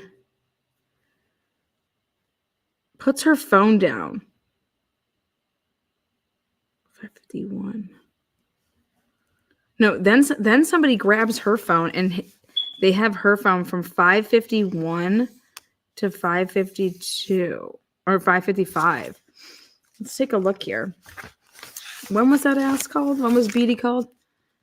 5:52 and 5. No, John O'Keefe was called at 5:52 and 15 seconds. 5:52. So it was after she goes into the house and checks everything. She calls him at 5:52. Okay. And then she calls Beatty right after 5:57. Okay, so is she back in the car then? Yep. Okay. They're in the car at 5:57. She would have been in the car calling, because they get in the car and they start driving at 5:55. And they arrive at 6:03 and 23 seconds. Something like that. Okay.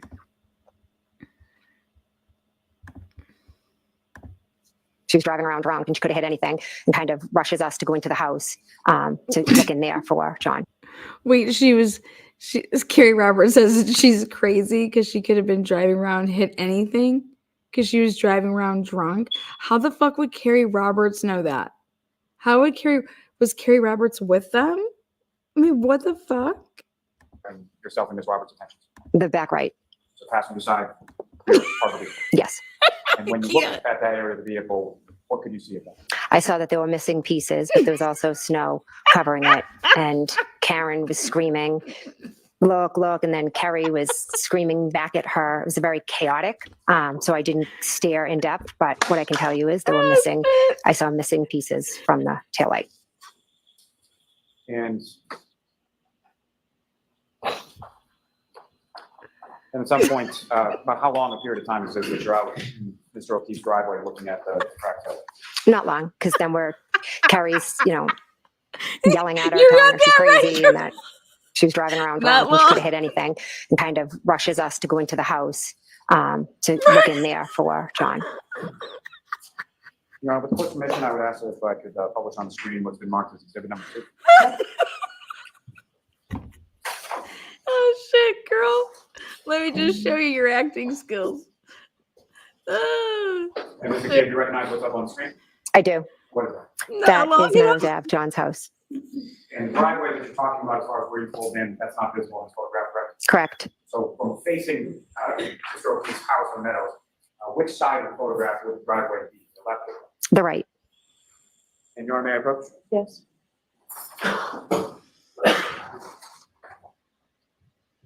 Okay. So we can get past this. I'm enjoying myself a little too much. Move it, Lally. There's Beth. I'm She's showing you that photograph. she's What's that look like? right. Okay. Do you recognize what's in that photograph? Yes, What do you recognize? that's John's car. And where is John's car in relation to John's house? It's parked to the side of the driveway. And you also see sort of the garage area in that photograph? Yes. May I approach? I'm going to seek to introduce in the next. Objection.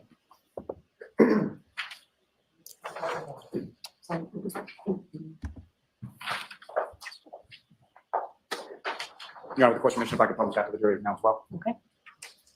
The Bev. Okay, Bev. Great photo. Now, Mr. Cave, with reference to what's up on the screen, is that photo that you just had for you? Yes. And there are two on the left. What was contained within that part of the left? His old-fashioned car.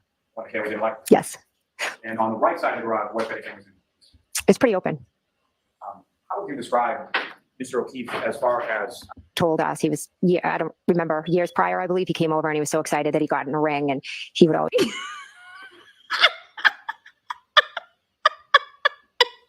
on the left? What was contained within that part of the left? his old-fashioned car. One that we didn't like. Yes. And on the right side of the garage, what anything was in? It's pretty open. It How would you gets describe better. Mr. O'Keefe as far as how he kept things around his house, either in the house or the lawn or things around. John was very meticulous. Everything had its place. Now, when you arrived there on the morning of the 29th, Mr. O'Keefe's vehicle wasn't parked in that position, correct? Correct. For the outside of residence, were you aware of there being any sort of security cameras or anything on the fixed to the house or whatnot at that time? Yes. This is How are you great. aware of that? John told us he was, yeah, I don't remember, years prior, I believe he came over and he was so excited that he got in a ring and he would always show us it. He just was always watching.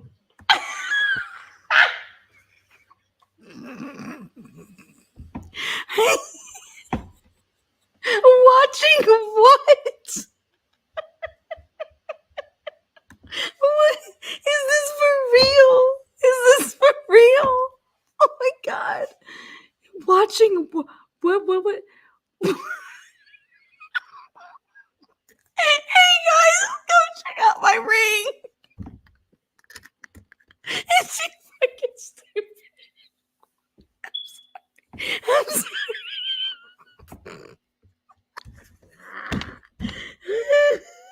Oh shit, man.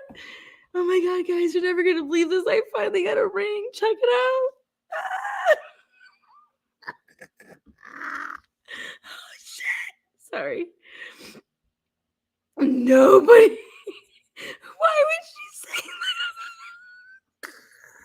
that? I'm sorry. I'll continue. And when he would show you that, Mhm. how would he show you? On what kind of device? On his phone. So he had the ring application hooked up to his cell phone. Yes. Now, with respect to Oh, that morning when you arrived, if you could, using a laser pointer, just sort of delineate to the jury whereabouts you had parked his Reed's vehicle and both in his So it would be right there because John's car was further over. Mr. O'Keefe's car was further over the fence. Towards the fence, yes.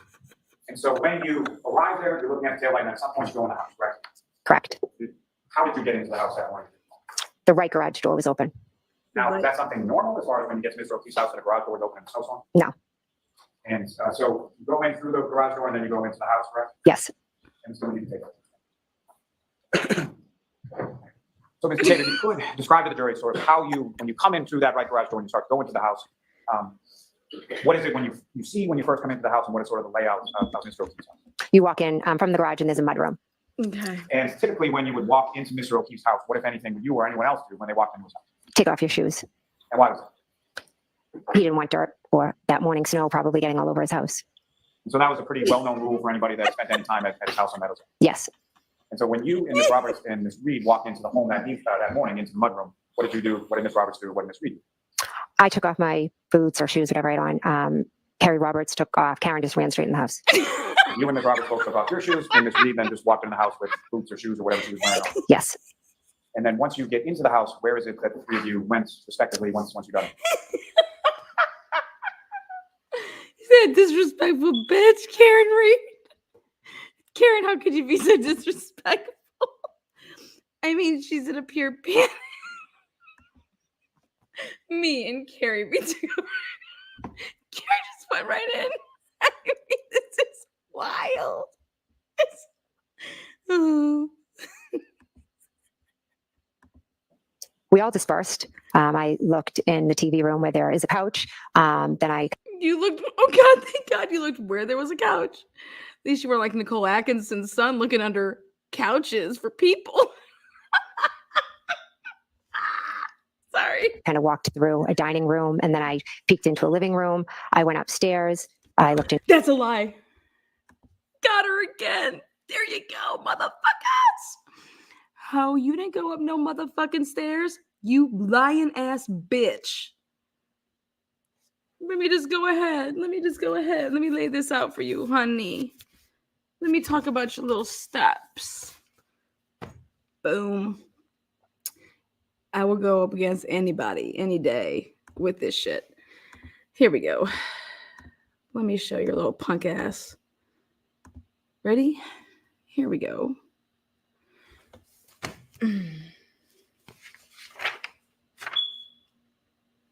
Listen up, you little slut bag.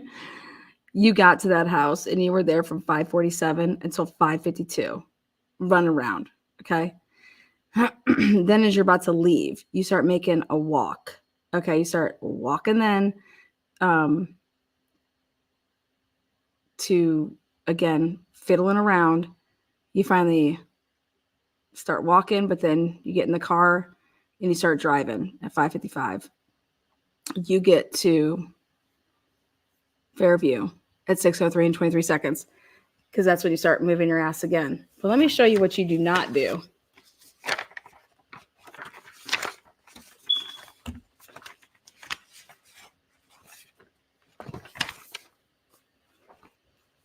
You, Jennifer McCabe, you don't go up any flights of stairs. You little slutty puppy. Again, I'll go round and round with anybody. She didn't go upstairs at all. She didn't check John's bed to see that it was made. I just toe tagged a motherfucker. So let's talk about, yeah, I noticed that the bed was made. You, what? Unless John's bed is on the first floor, she didn't see John's bed. Number one. Number two,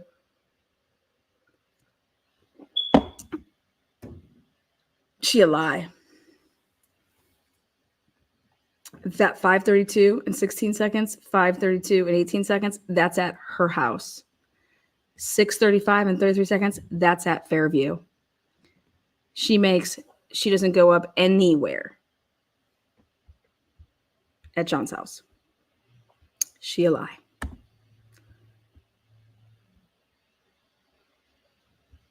Now let's carry on with this hoe.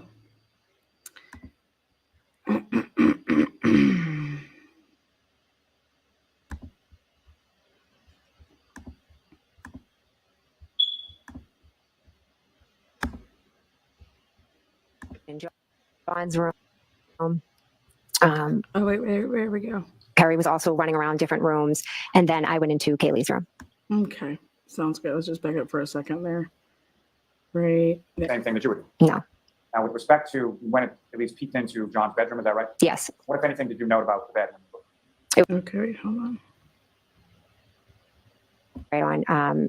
Carrie Roberts took off. Karen just ran straight in the house. You and Ms. Roberts both took off your shoes, and Ms. Reed then just walked in the house with boots, shoes, whatever she was wearing on. Yes. And then once you get into the house, where is it that the three of you went respectively once you got in? We all dispersed. I looked in the TV room where there is a couch. Then I kind of walked through a dining room, and then I peeked into a living room. I went upstairs. I looked in John's room. Boom. Gotcha. Carrie was also running around different rooms, and then I went into Kaylee's room. And during this time when you and Ms. Roberts were Lies. going around room to room, what was it then? I'm not sure. Did you see her doing the same thing that you would? No. Now, with respect to when it at least peeked into John's bedroom, is that right? Yes. What, if anything, did you note about the bed? It was made. And so then you go into Kaylee's room and check on her, correct? Yes. And at any point, Okay, so this is really, really important. John's room is upstairs, as she just says, but she doesn't go upstairs. Her data does not show that. Her watch doesn't show that. Again, she's just going to say, oops, I guess my data's not working, right? You guys, if all of these criminals are being caught every day of our lives based off of all of our digitals, okay, this hoe cannot just come up in this motherfucker and think that the world is going to believe that in this crime, nobody's data is accurate. But in every other crime out there, every other single day, that we're all getting arrested because of our data. But this home, no. So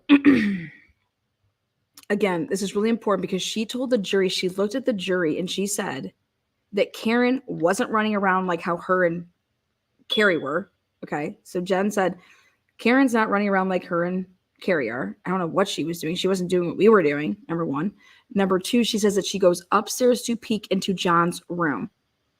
And what does she notice? She notices that the bed is made.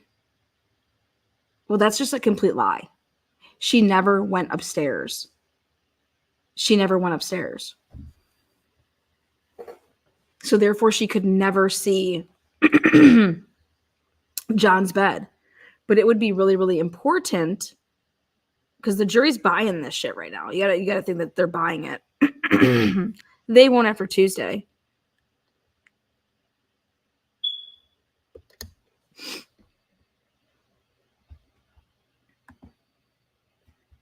What did you know? And then Lally's just feeding it to her. What'd you notice? What'd you know? Yeah, his bed wasn't made. Point in time, did you see Patrick at any point? No. And were you aware of where Patrick was, or did you know at that point? At that point, I believe Kaylee told me he was at a sleepover. So you have some conversation with Kaylee, is that right? Yes. And about how long a conversation did you have with Kaylee? Probably about a few minutes. And when you left from Kaylee, what is it that you said to Reggie with? Oh God, here comes. Oh, I promised Kaylee. I promised Kaylee that I would find John and everything was going to be okay. So after that, where did the three of you go? After that, the three of us got in the car and we drove to Fairview, And when you say you got into the car, which part of the game? Perry's.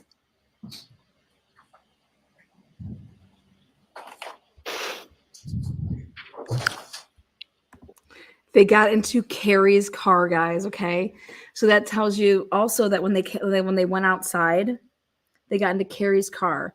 They weren't huddling around Jen's or Karen's talking about this, cracked up taillight. Okay, I'm gonna bring John home. Everything's gonna be fine.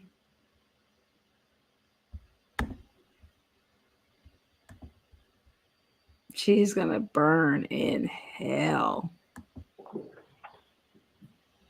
You guys, she has to give the performance of a lifetime here because she's looking at prison. You know what I'm saying? Like, it's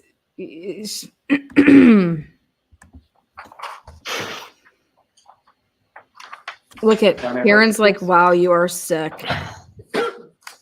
She's like, you are sick. She needs a minute. Again, I'm showing you two photographs. Again, if you could just look up and finish. Did you recognize what's in those photographs? Yes, And what do you recognize those? the defendant's vehicle. And, may I approach? yes. I'm going to call them up to speak and do some things next to the exhibit. Objection not taken. Thank you. With the court's permission, if I could publish the jury as well.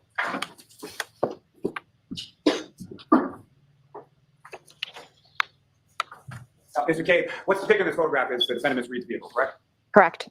And in sort of focus here is the right rear passenger side of that vehicle, correct? Correct. Stop there. And again, what's in this video, do you recognize that, Ms.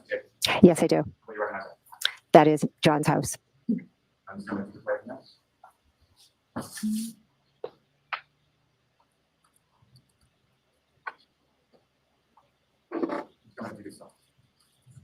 Now, what's depicted in this video, sort of the screen directly in front of you, do you recognize that? Yes, What do you recognize that? John's driveway. As far as what, if anything, do you observe in John's drive? John's car. That Lexus is hardly covered. That Lexus is literally hardly covered. Wild. Wild. And Karen's car. And where, if you could, using the laser pointer, just direct your attention to where is the defendant's car, where is the source? Mr. O'Keefe's car and to the defendant's. And where you observe the defendant's RV, is that essentially where you parked it at that time? Yes. Can I have a moment?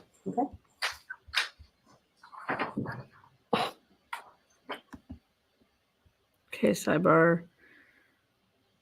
And then If you could, lastly, just with the late morning, direct your attention where in the video you see the rear passenger side taillight.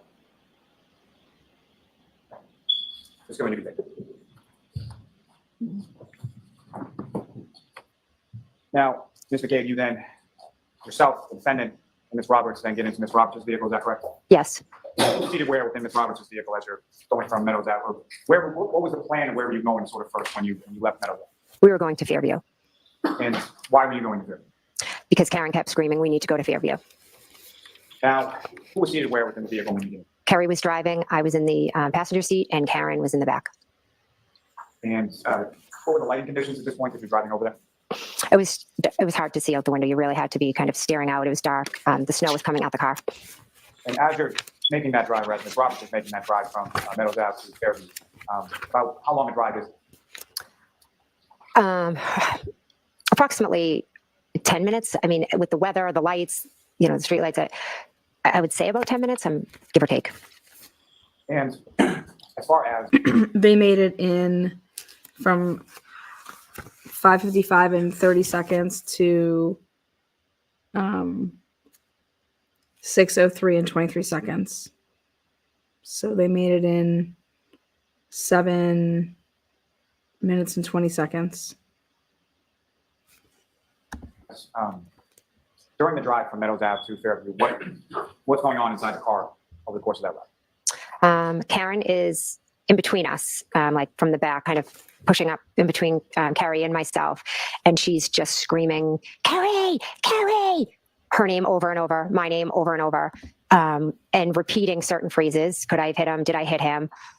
Carrie is yelling at her to shut up, to sit back, to buckle up, to look for John. And while this is going on, what, if anything, are you and Ms. Roberts doing in front seat?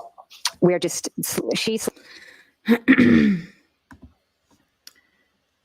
So Carrie Roberts is telling her to buckle up, shut up, and look for John. So they truly think that John's out in the cold. Or is that a little slippy poo? Because I thought you thought he was like on couches and stuff like that, like someone's couch. Now, she texts John for the first time at 5:52, I believe. If she texted him at 5:25, like I said, she deleted 19 calls. slowly driving and I'm just peering out the window looking. Okay, they weren't slowly driving. They were able to get there, like I told you how much time. For John. I mean, it was a crazy situation. She's screaming, he didn't come home. Could he be walking home? Where is he? So where Could he be walking home? Okay, where is he? Now, I'm going to go. I really wanted to get this out on the record. I want to know how far Canton High School is from this woman's house, because all the research that I've done has shown that it is it's like a mile and a half. Is that true? A mile and a half from where this woman lives to Canton High School. How far is it? they're just looking out the window, looking for John. Now, during the time that this is going on, and Ms. Reed is sort of screaming in between you, was that continuous, or what, if anything else, did you see her doing in the backseat while you were going from Meadows Ave there? I didn't see her doing anything. She just continuously screamed that. And then as we got by different landmarks, she then started, screaming, asking if John could be at certain people's houses. Hold on 1 second. Let me see what you were doing. 5:57, you called Tom Bey. 5:57. And whose houses was she asking if John could be at? If she could be at Bella's house. Referring to the directions that you had provided the night before? Correct. And so that would have been, Bella was a child who was around the age of Kaylee and your daughter, correct? Yes. And there have been some years in the past dating relationship between Mr. O'Keefe and Bella's mother, correct? Yes. And so Ms. Reed is saying that in the car that morning as you're driving over to Fairview? Yes. She asked, could he have been with Ashley? And I looked at her and said no, because to me that was a crazy idea. And then Carrie had mentioned, oh, do you think he could have called somebody else that lived on a street over? And she started screaming, who's that? Who's she? You recall who Carrie referred to? Yes, And who was it? a woman that John had previously dated. Who? And was that anywhere recent in time when you're driving around on January 29th? When they had dated? No, So similar to Bella's mother would have been years before. correct. And so when Ms. Roberts said that, what if anything did the defense? Thank you, She was guys. just spiraling, yelling about Ashley, who was Bella's mom, and just talking what I thought was very irrational about Irrational. John maybe being with her. Look at her. She's just staring at her So like, you're looking around outside of the vehicle as the vehicle Yannetti. is going down towards Wow. Fairview, is that correct? Yes, And you recall how it was that Ms. Roberts came about coming to Fairview similar to the night before? She come in from the Chapman side or from the Cedar Crest? Chapman. wait a second, And wait a second, wait a as- second. Holy shit, the night before. Oh my God, oh my God, oh my God, oh my God, oh my God. Oh my God, oh my God, oh my God, oh my God. Oh my God. Lally just slipped. 624, 624. Oh my God, oh my God, oh my God.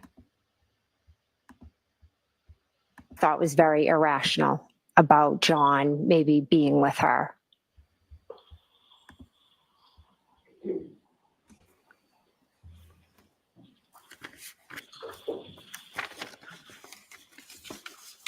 So you're looking around outside of the vehicle as the vehicle is going down towards Fairview, is that correct? Yes, And you recall how it was that Ms. Roberts came about coming to Fairview similar to the night before? Did she come in from the Chapman side or from the Cedar Crest side? Chapman. Yes, yes. And as Similar to the night before. She came. Carrie Roberts wasn't there, was she? Was Carrie Roberts there? Oh, honey. Why is Carrie Roberts wasn't there the night before?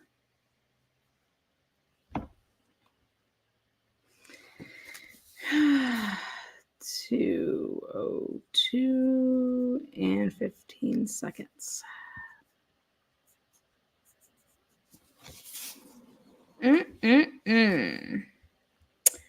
You're welcome, y'all. This is the only place to catch trials. Deep the diving. vehicle turns from Chapman onto Fairview, what if any conversation was going on at that?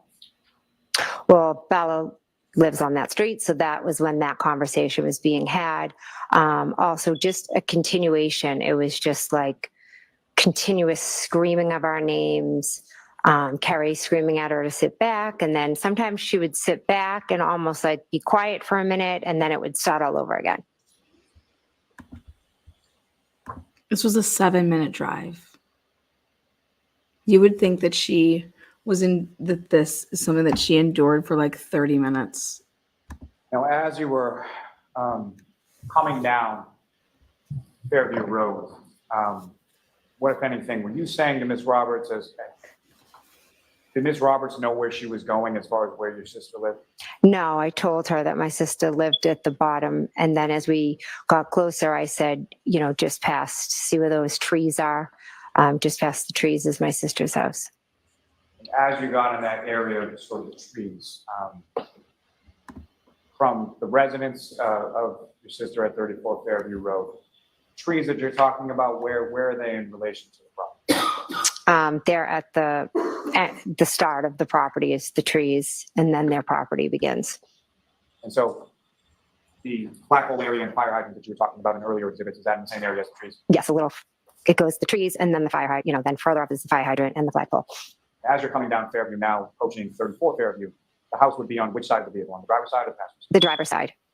And as you approach that area where trees and flagpole and fire hydrant were, what if anything happens then? We drive past the flagpole area, and all of a sudden Karen starts screaming, there he is, and she's banging to get out. And banging on the door in the backseat? Yeah. They drove past the flag.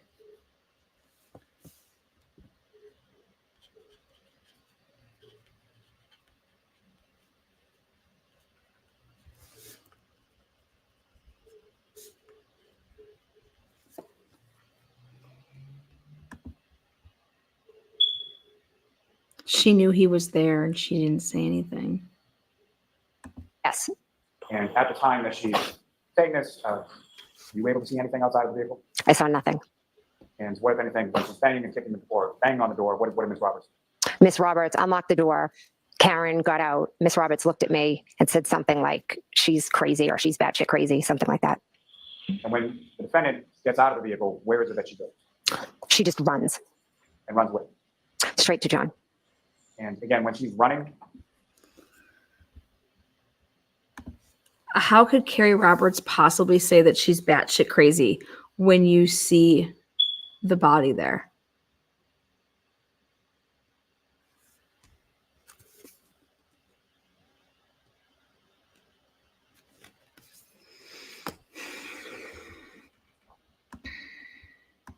at this point in time, can you see what she's running toward or where she's going or anything that she's talking about?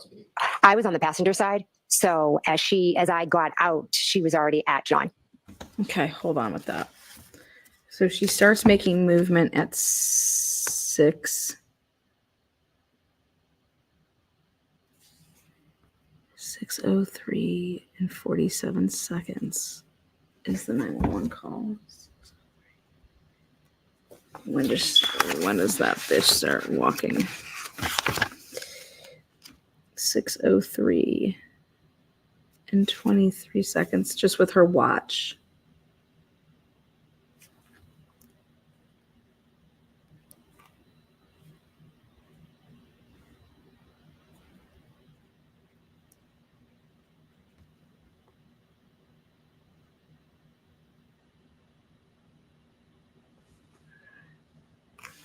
Let's see what she says here. So she gets out of the vehicle at 6:03 and 23 seconds with her watch. She takes 29 steps. So like 13 one way and 13 back. Because she takes it from 6:03 and 23 seconds to 6:03 and 59 seconds. So you're looking at 36 seconds. 36 seconds. Okay. She gets out and essentially makes a beeline over to where John was. Correct. And you're getting out of the passenger side, and by the time you come around the car, she's already there. Yes. And when she gets over there, what anything could you see at that? She straddles John and she lifts up his shirt, and then she lifted up her shirt and went to lay on him. And Miss Roberts went over and she was removing the snow from his face. Let me take a step back from that just for a moment. And Your Honor, with the court's permission, Now, the police only saw one person with any blood, and that was Karen Reed, had blood on her face and blood on her hair.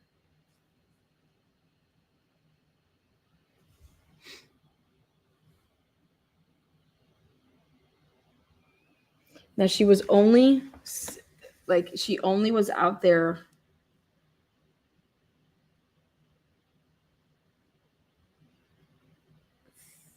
"36 seconds. Actually, she was only out there for 16 seconds. No, wait, 12 seconds. She made the 911 call at 6:03 and 47 seconds. So yeah, 24 seconds. 24 seconds before she made that 911 call. So whatever she witnessed before she's in the car to call 911 was 24 seconds from the time that she got out of the vehicle to make her steps. 24 seconds before she's back into the vehicle to call 911. I would ask to publish just a portion of what's been marked as Exhibit 12.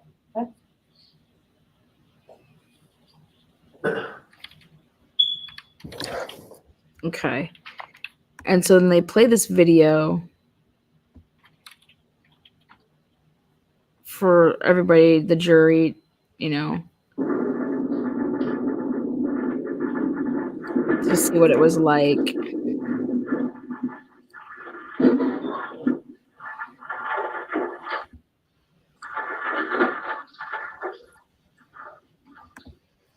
And see right here in the middle, you can see it's up, like the back latch is up. And this is at, what time was this one at? 6:09 and 50 seconds.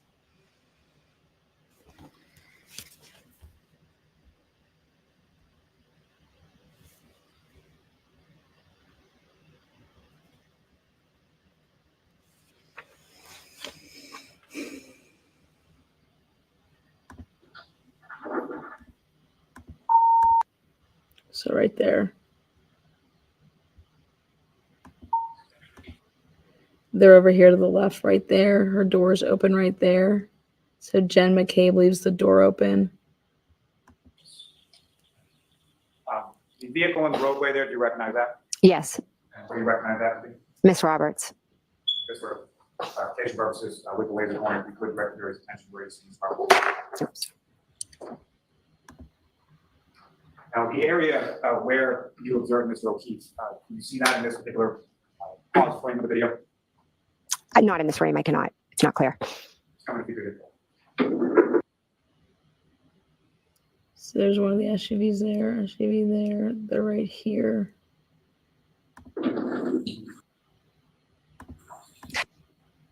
That's a good stop. So there's the flagpole. They're right here. So she gets out, walks around. Let's see. See that area now? Yes. We're using the laser pointer, just direct your attention there. I'm just going to play this for.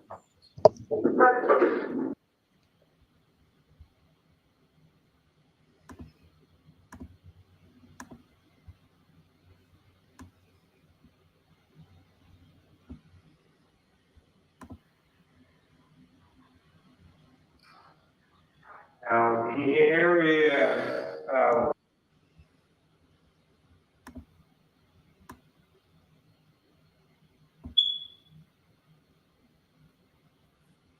I have it muted. I'm not listening to Lally talk like that.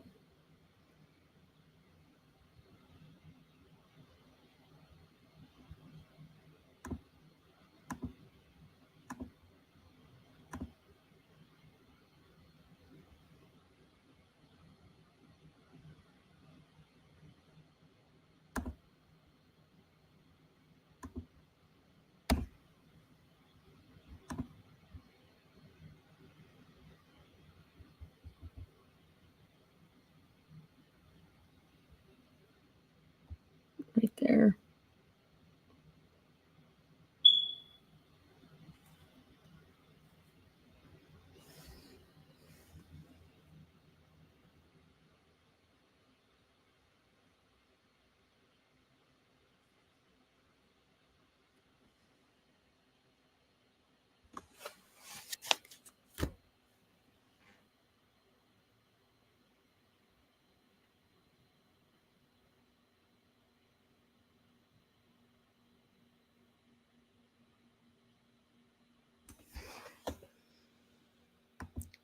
Hold on.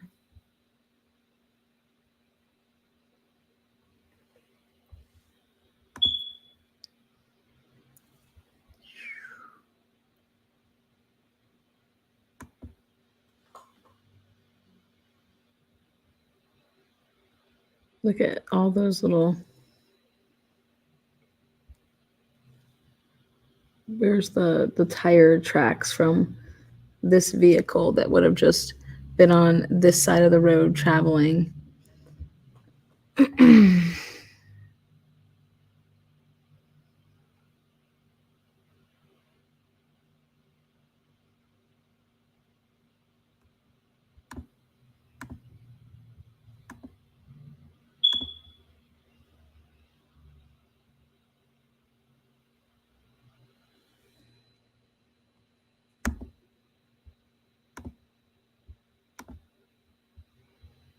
See, they're right there. You get straight fucked.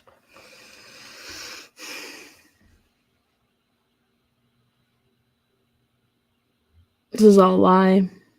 Right there, the tire tracks.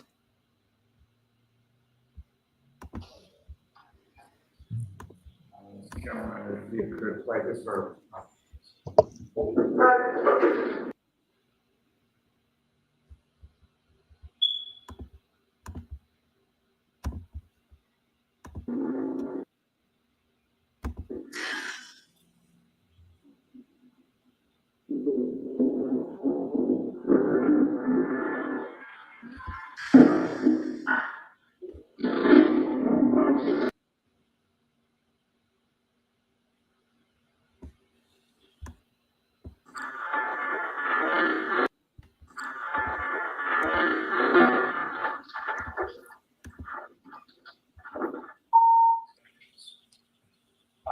vehicle in the roadway there, do you recognize that? Yes, And do you recognize that? Please? Miss Roberts. Just for case purposes, I would wait for you, if you could recognize attention where you see this property.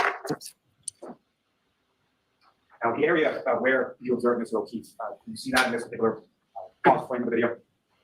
Not in this frame, I cannot. It's not clear. Tell me if you could.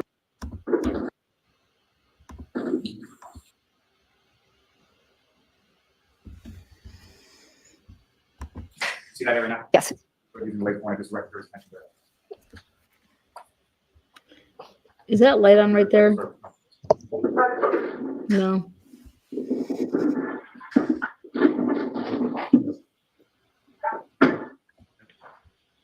Oh, wait, right there. Hold it. That's what I want to see. Them walking over.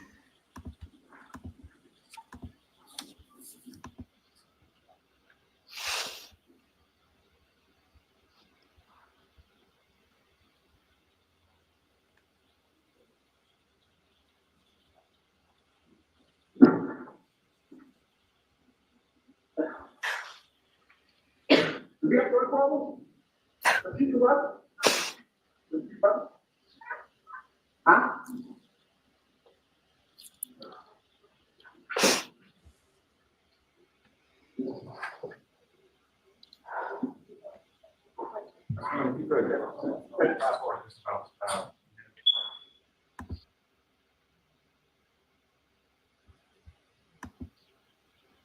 right. Right. And you pause. Okay, do you recognize any of the individuals up on that screen? Yes. And you could, with laser pointer, direct your attention. Who you recognize and who you recognize that? Carrie Roberts, myself, Karen Reed. Okay. Go and do the picture.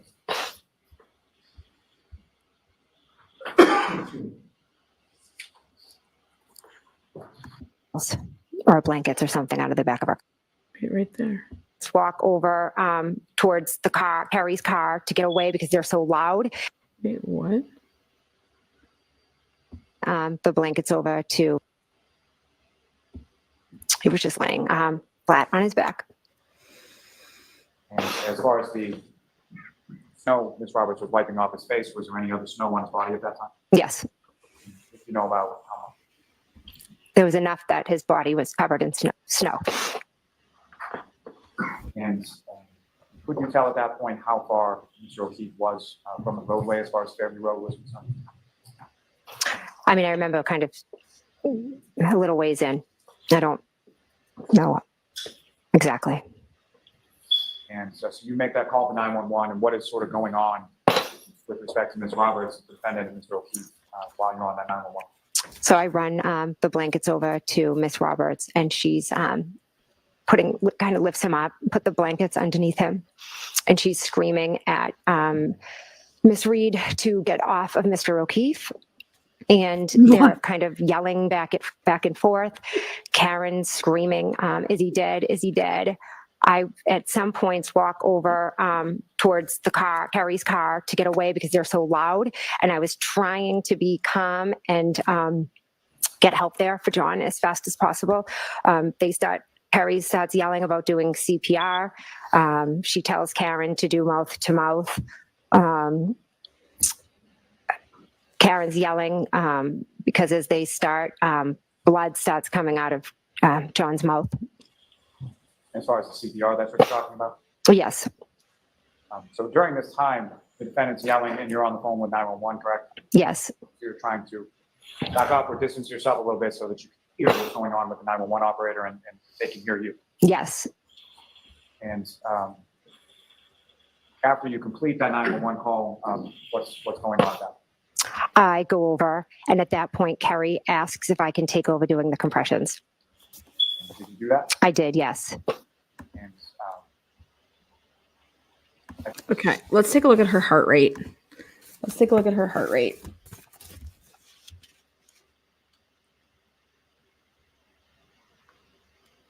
Okay. 6:04 and 27 seconds to 6:04 and 29 seconds. Then she doesn't move for like a minute and 15 seconds. Then she moves for 1 step and 3 seconds. Then she doesn't move from 6:05 She takes, oh, that's just with her watch. Ooh, okay. With her watch. 6:09, 6:10, 6:04, and 6:12. Okay, so she has both her watch and her phone are moving. She takes 81 steps from 6:04 to 6:12. That's why I think she walks over to the house.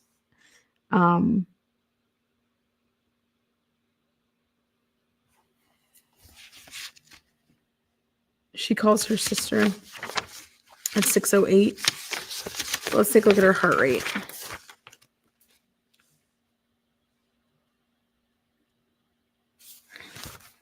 This is fucking sick right here. She's a liar, man. Take a look. You guys can be your guys' own judge. This is sick. Here you go. Her heart rate. So,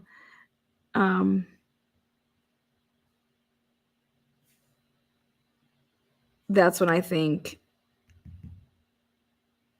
Karen gets to her house. So she's like, oh shit, you know. But look at this. At 6:02, when she would have like seen him, 91, 94, 91. But it's not until she is inside her sister's house and the cops are knocking on the door to come in, or the cop, whatever, she spikes 121 or 122, 121, 118, 119, 115, 100. She don't give a fuck until she's got to talk to, until the cops are about to come in that house. Come in that house, because what's in that house? The baseball cap is in that house. The phone's in that house. Holy shit, if they were to search that house, it's all she gave a fuck about. How about when she calls 911? No. What was she like, you know? Take a look at this. This is the night, you know, 66 at 12:49. I swear, I think she just took some, I think she just fucking hit a blunt. Okay. But when I get 66 at 12:49, when that happens again is right before she's like about to, like, you know, 66 at 2:40.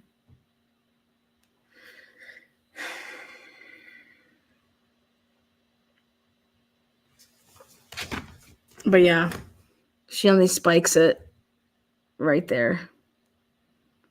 Right when the cops are coming up. They're walking down from being upstairs at the house, and they're coming down and the cops are coming in. And that's when fucking shit's like, all she cared about was these cops coming in this house.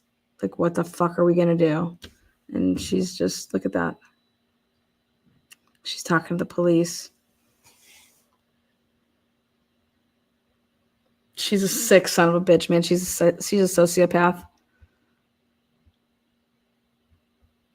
Because she only cared about herself right here. It's all about herself.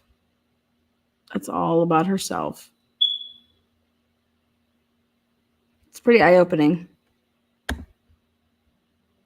Pretty eye-opening.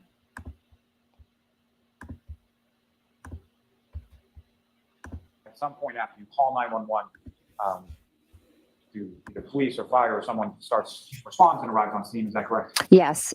You know about how much time it was in between when you hung up with 911 and when the first responders started to arrive? From when I hung up, maybe a few minutes. I'm not exactly sure. And do you recall whether or not it was police or fire or who showed up first? Police. Is that the officer that was in that video or that cruiser that was just up on the screen's last? I didn't see the officer, in the video, but I know it was Officer Stair was the first officer to arrive. So then, after the officer arrives, what happened?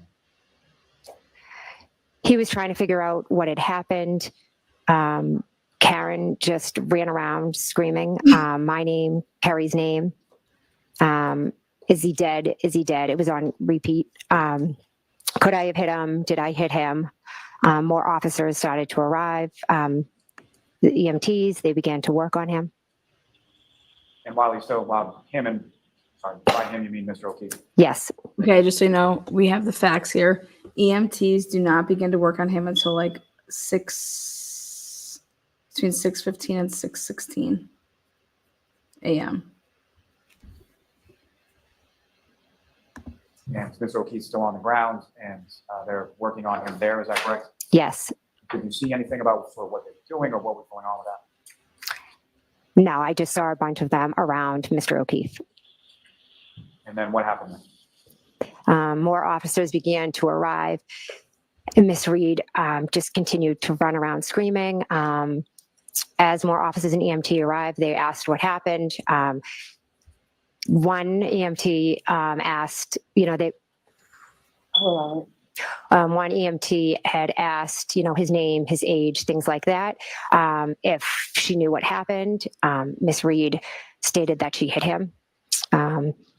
Besides running around saying, I hit him, did I hit him, could I have done this? Is he dead? Is he dead? At one point, one of the police officers put Miss Reed in the back of her cruiser, and he asked for myself to go over with her, and Kerry came over with us as well. Okay, so we have testimony on this. Nobody ever saw this.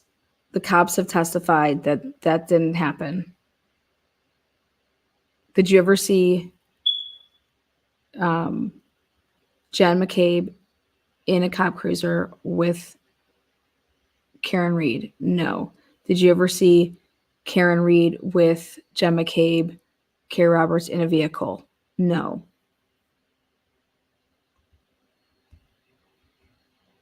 So that's already been testified right now. If these people are taking good notes, like myself, they would know that. I'd like to just take you back to when the paramedic is asking for information, biographical information, things like that. You indicated that the defendant said, I hit him, is that correct? Yes, That's something that she said once or more than once? 3 times. I hit him, I hit him, I hit him. Now, before you had made reference to statements she made with sort of qualifiers or questions as far as could I have hit him or did I hit him? Is that what she said at that time when she was speaking to the paramedic? No, she was earlier. It was could I, did I? When she spoke to the paramedic, it was crystal clear. I hit him. Now, one of the officers takes her over to the back of a cruiser, is that right? Yes, You were over in that area as well? yes. Who, if anyone else, was over in that area? Miss Roberts. And while you were over in that area, what was going on over there? We were in the back of the police cruiser. Karen was sitting in there. I kind of Boom, right there. Got her. 6:44 and 34 seconds. Back of the cruiser. She was never in any cruiser, in the back of any cruiser. Lies. Does it now make sense why Yannetti and Alan Jackson kept on asking them about this? Did you ever see Karen Reed in the back of a cruiser with this broad or with Kerry Roberts? No, no, no, and no.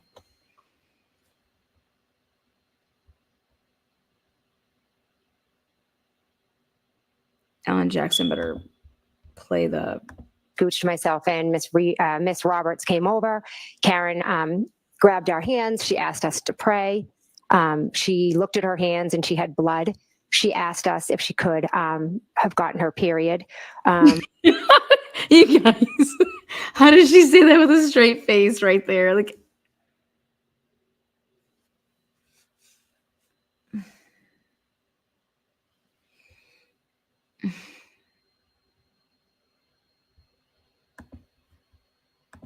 We told her no, that was John's blood. Then she said, what if he's dead? Promise me you'll take care of the kids. Someone's going to take care of the kids. Then we prayed. Then at the end. okay. Did you guys hear any of the officers say that they saw them praying together? Did everybody, did you hear them say, did you hear my client say, can you Google this? No. Google, no.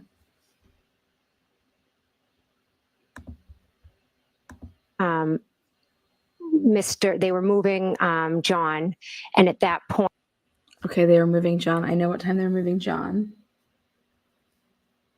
So, like what she says, moving him, like moving him into the. Point, Karen told Kerry, go over, look, is he dead? Is he dead?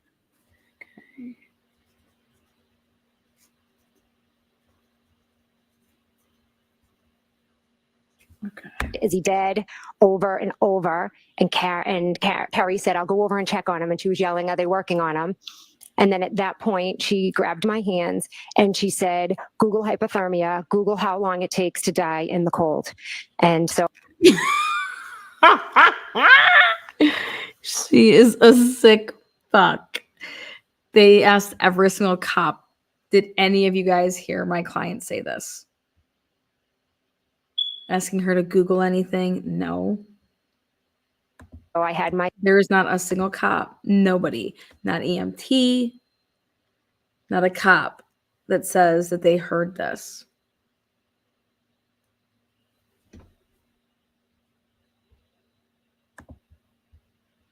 phone out and it was cold and my hands were frozen and I haven't.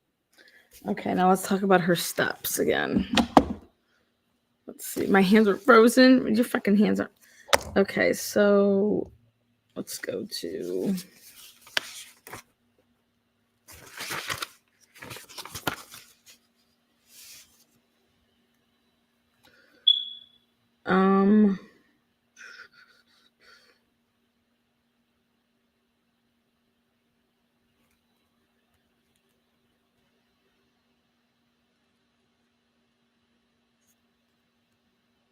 Yeah, right, bitch. No way.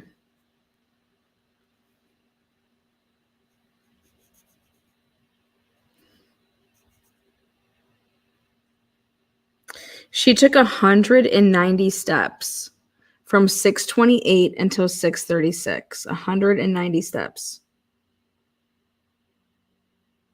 Then right before that, 24 steps from 6:27 to 6:28, 6:26 to 6:26.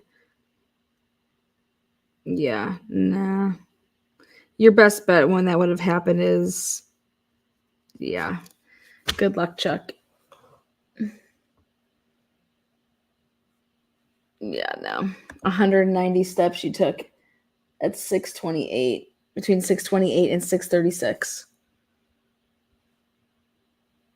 She's insane. She is fucking insane, man.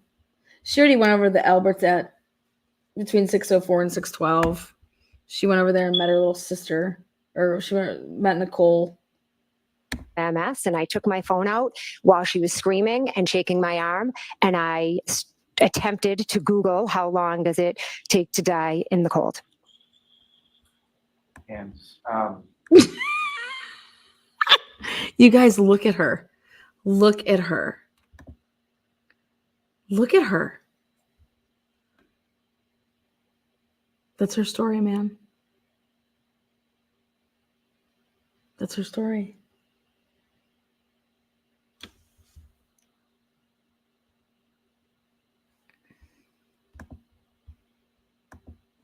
when you conducted that search, that was at the defendant's request on scene sometime after 6 a.m. on that day, correct? Yes. You recall whether or not that came up as far as your search in Google? Is it something that you typed once or more than once? I believe I did it multiple times because as I was typing it, I don't know what else was coming up. She was screaming. My hands were shaking.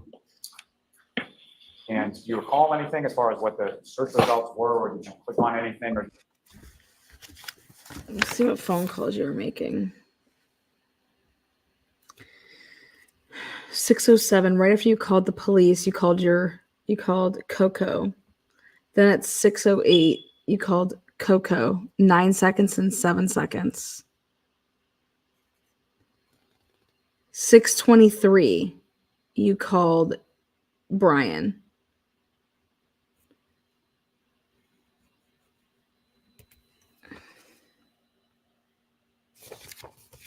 Where was she at 6:23?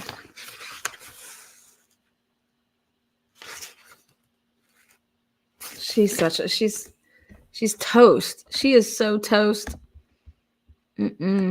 Did you get an answer to the question the defendant had posed to you? I don't even think I got an answer because as I kept Googling and she kept yelling and then they were moving John. And the next thing I knew, we were kind of moving because she wanted to see if they were working on him. So you were moving along with the defendant over towards where Mr. O'Keefe had gone to the back of the ambulance. Yes, we kind of just moved to see what was going on. When you moved over, what did you see then? They were just putting him in the back of the ambulance. Okay, so she says all of this happens before that. Okay, she says all of everything that she's just said in this little blurb here, that it had to have happened before they put him in the back of the ambulance. There's no fucking way.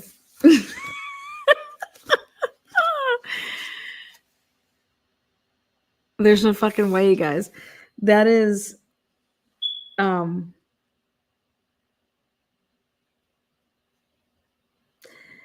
she called Brian Albert at 6:23, and that was after I believe he was put into the back of the ambulance at 6:20. I have to grab Nuttall's report.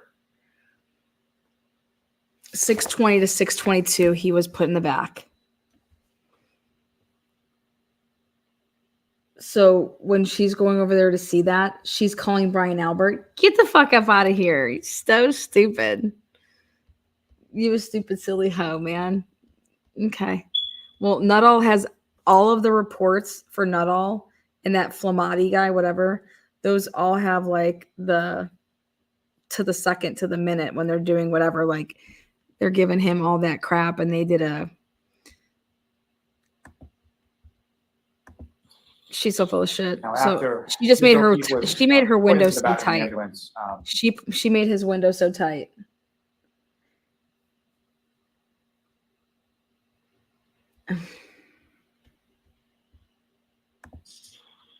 where did you go then?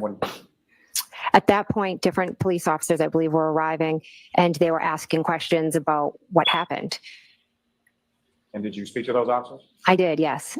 And at that point, did you know what happened? No, to be honest, it was like I was there, but everything was just going on. And I was completely just in a state of shock and disbelief.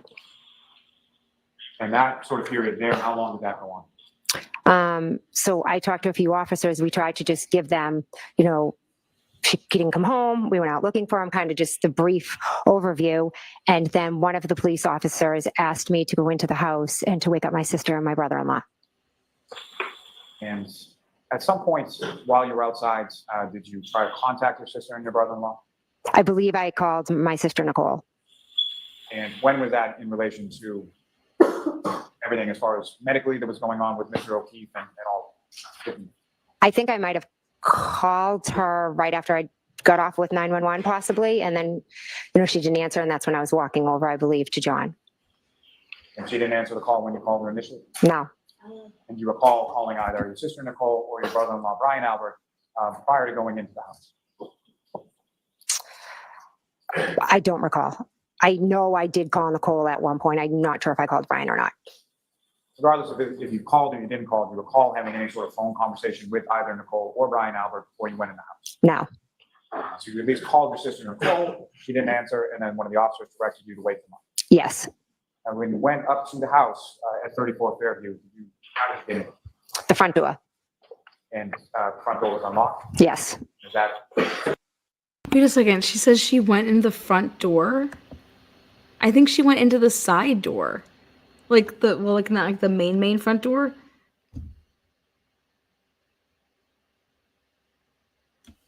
What the fuck? What's up, H-Bag? What do I need to inform us all on? What was her heart rate at during the Google search? Oh, is that what you want to know? Well, she was flat on her back, taking back shots from Matt. I'm sorry, that's not funny, Lana. Her heart rate when she did her Google search was 237, 227, something like that. 76, 70. I'm telling you, she took something. She took She took something. She took something. I'm telling you. She about flatlined at 12:49. She dropped all the way down to 66 at 12:49 p.m.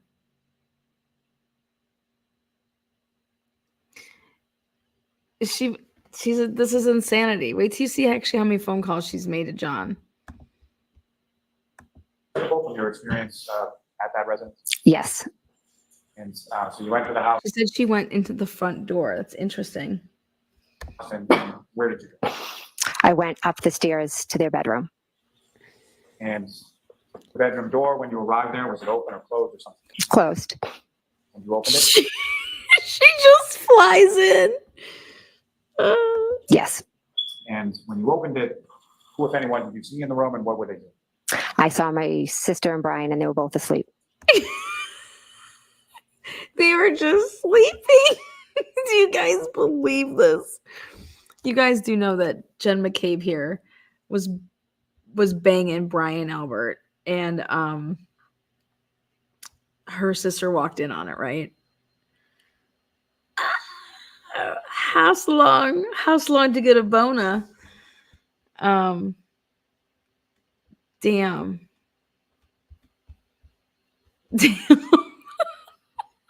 You guys, like, I'm being serious. I'm being so serious. And you familiar with a dog? She just goes into the house.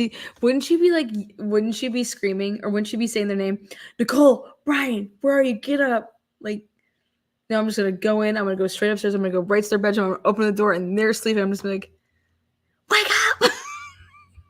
Chloe attacked me. You guys, it's nuts. Did they have? Yes. What was the dog's name?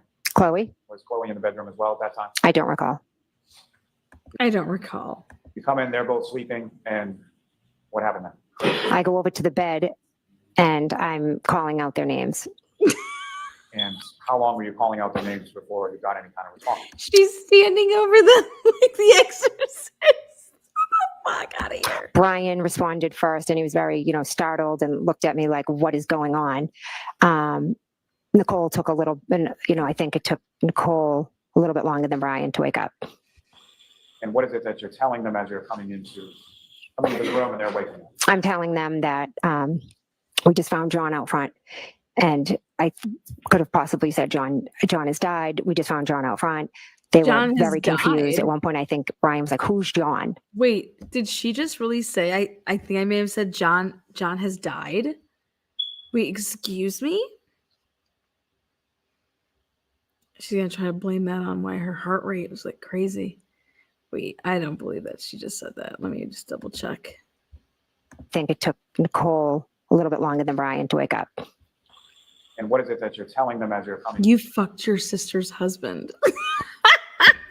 You a hoe. I knew you were a hoe. You're a little H-bag. God damn. I would be so pissed if I was Allie McCabe and my mom fucked my uncle. I'm sorry. Into And all the kids at school knew about it. Jim is asleep. What is that? I'm sorry. Oh shit. Oh shit. Oh my god. What is that even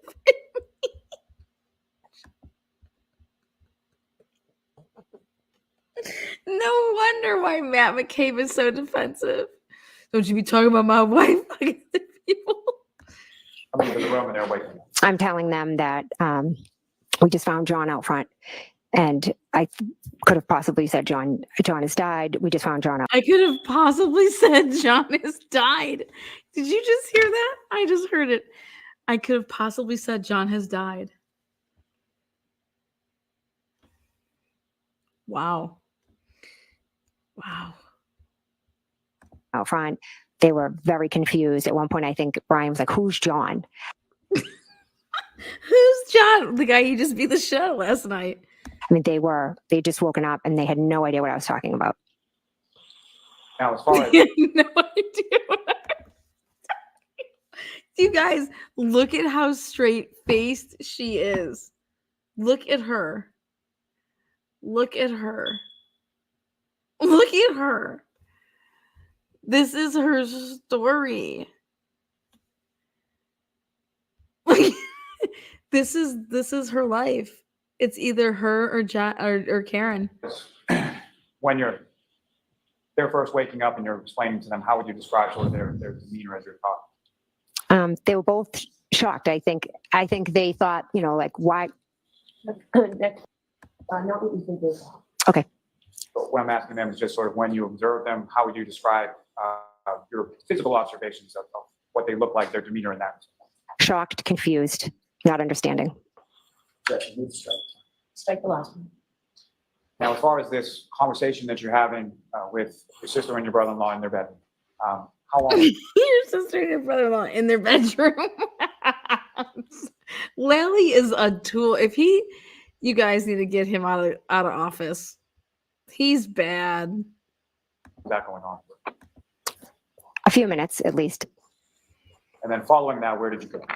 They got up, got dressed, and then we walked down the stairs.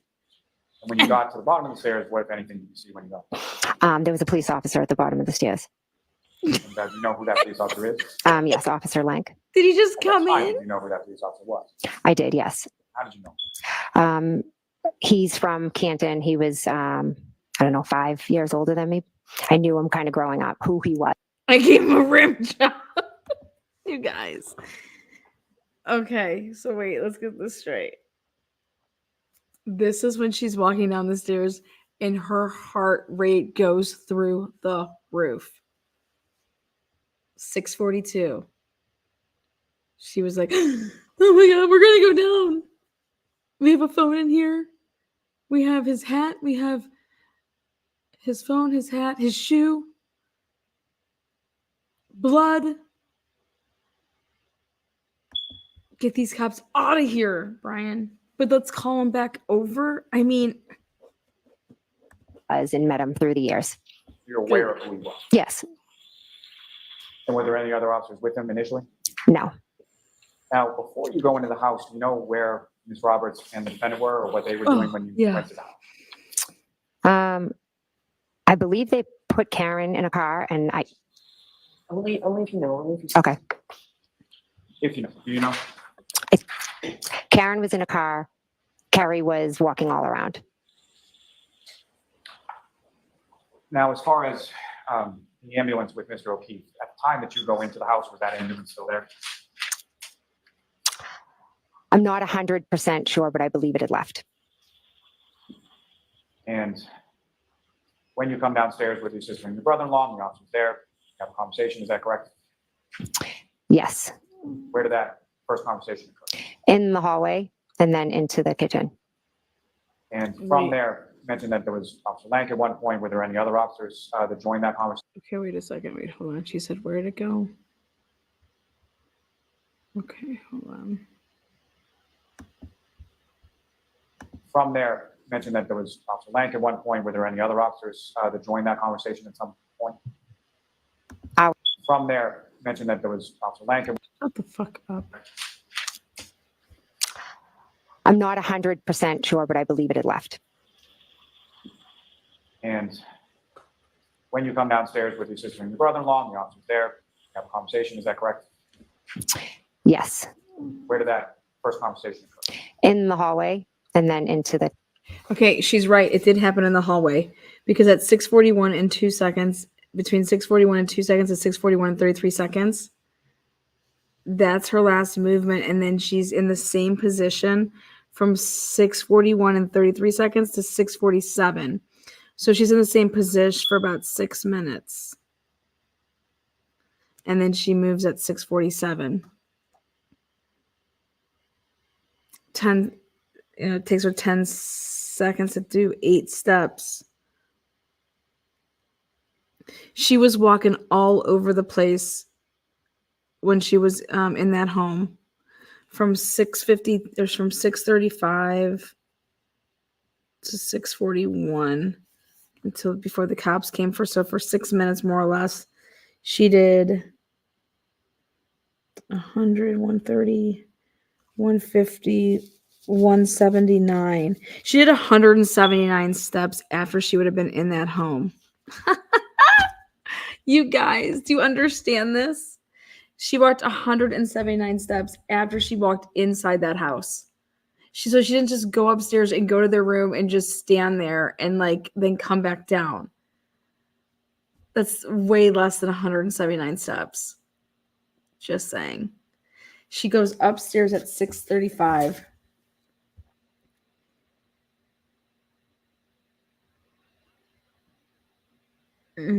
What a slut bag. She alone does from 6. Holy shit.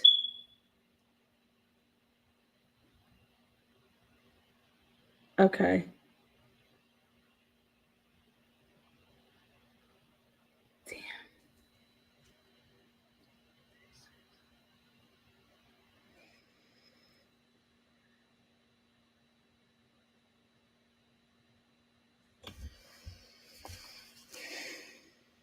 Wow, she only goes up one, she only does one flight of stairs, but she takes hella steps in there.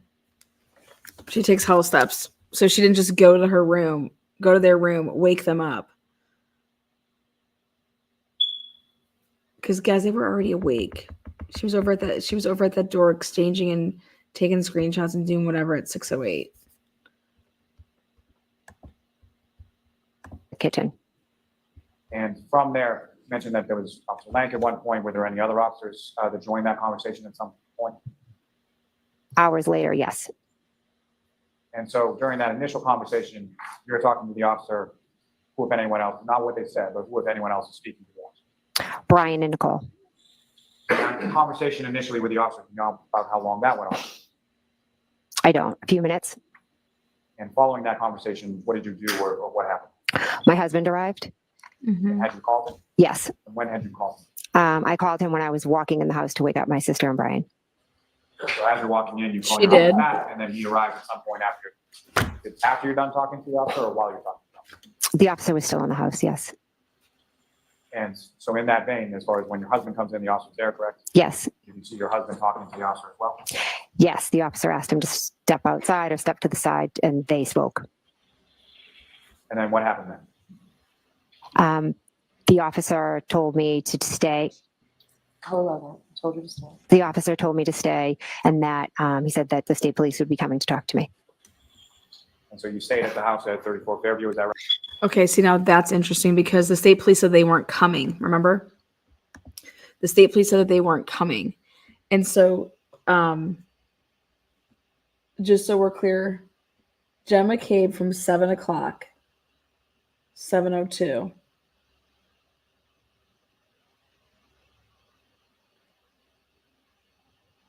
Dude, she was doing something weird with her phone and her watch, taking it off, turning like from 7:02, like at 7 o'clock and 7:02.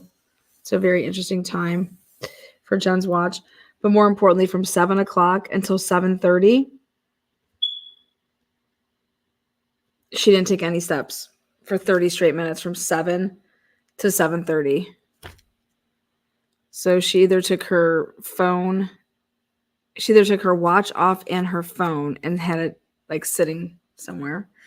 But for 30 straight minutes, from 7 to 7:30, there's no, and she has her watch on. It starts registering steps again at 7:30 in 45 seconds. So yeah, from 7 to 7:30, and then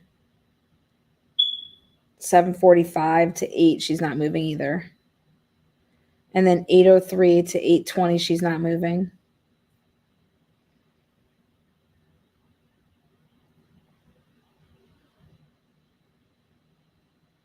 And then 8:50 to 9 o'clock or 9:09, she's not moving. And then 9:09 and 9:23, she's not moving. 9:24 to 9:36, she's not moving. 9:41 to 9:54, she's not moving.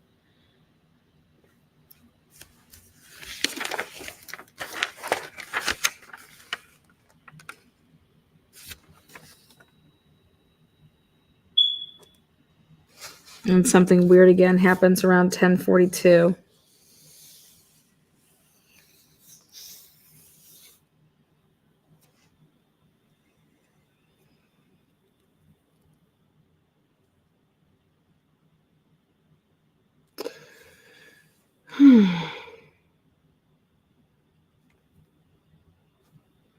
She's a sick fuck. She's a freak. Right? Yes. You know where Ms. Roberts and the defendant. Yes, Carrie came up and she had told me that she, Not what she told you. Next question, Mr. Mayor. At some point, did you see Ms. Roberts and the defendant go? yes, to pick up John's parents. Objection, move to strike. I'll start. And as far as they Okay, guys, how the fuck could she see that? She was literally inside. She did not move. She did not move. Okay, from 7 to 7:30. From 7 o'clock to 7:30, she did not move. She did not move. She's inside the house, not moving from 7 to 7:30. She talked to Carrie Roberts on the phone at 7:27.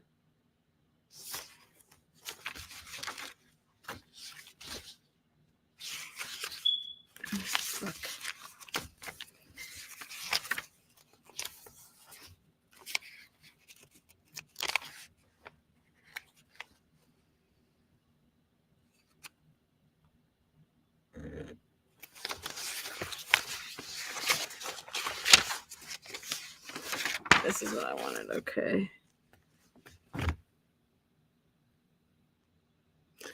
She calls Karen. Remember, how did she get Karen's number? She calls Karen at 7:21 while she's sitting there. Karen doesn't answer though. But then Karen calls her back and they talk for 2 minutes and 19 seconds at 7:21. Then she calls Carrie Roberts after she stands up and starts moving at 7:33. Then she calls Carrie Roberts again at 7:49. She only talks to Carrie Roberts for 4 seconds at 7:33, so I wonder if but at 7:49 she talks to Carrie Roberts for 1 minute and 50 seconds. Then Carrie Roberts calls her at 8:46. She deletes that. They talk for 4 minutes and 15 seconds. She missed a call from Tom Bey at 8:50.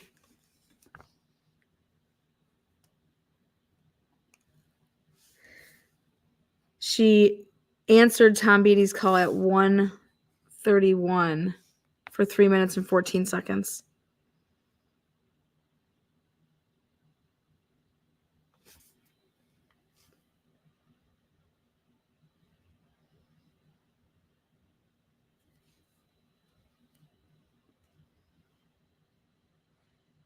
Where's Brian? 11:30 and 12:20.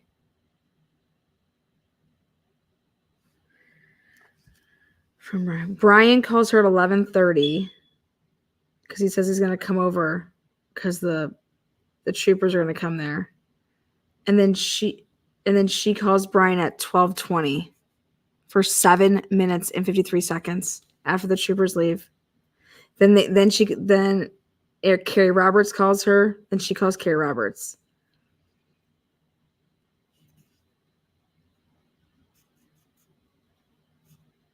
Then here comes Julie Albert. She rejects it, so she clicks it off at 1:08. Damn.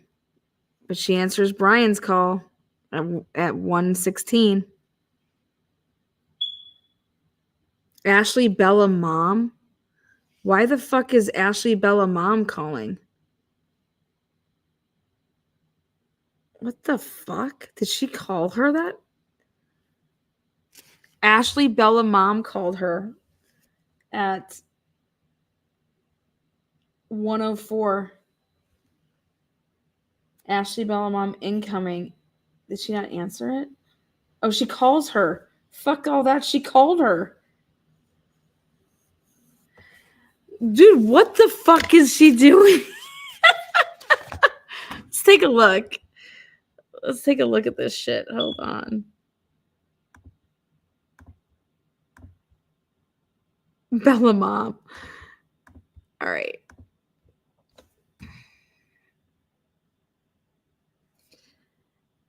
See Karen. So she calls her, not answered though. 7:21, but she calls her right back. And they talk for 2:19 at 7:21. Then outgoing call to Carrie Roberts at 7:33 after she gets her fucking ass off the couch or a chair. Then calls her again 7:49 because it was only 4 seconds. And then they talk for a minute and 49 seconds. And this is because Brian Albert's like, you better call that bitch. Don't know who this is. Incoming. She deleted it. Maybe a cop. Carrie Roberts again, incoming. Tom Bey here. Finally. 8:50. She missed it. She didn't answer it. 8:50. 8:59 outgoing. She calls the cops to come back over. Carrie Roberts, incoming. 8:59 and 47 seconds. 5 minutes and 28 seconds. She probably talks to them. She talks to Carrie Robert until the cops come. Then she calls Carrie Roberts immediately after the cops leave at 9:30 and 8 seconds. Then Carrie Roberts, right?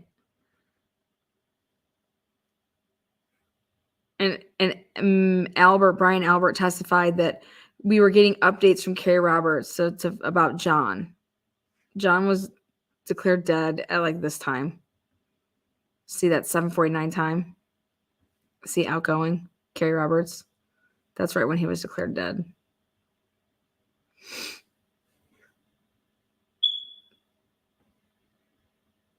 So then here from Brian,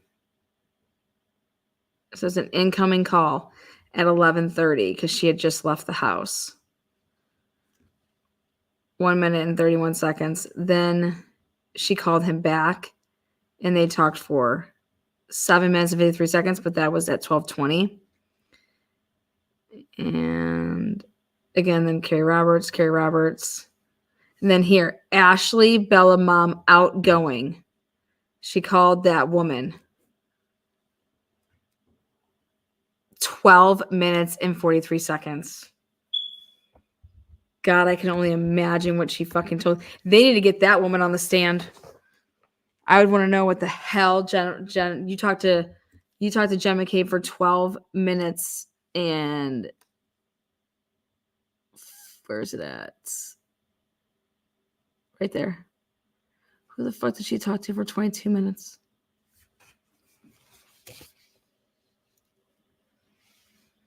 Nicole Albert. Brian Carey for 11 minutes. Kelly M. Julie.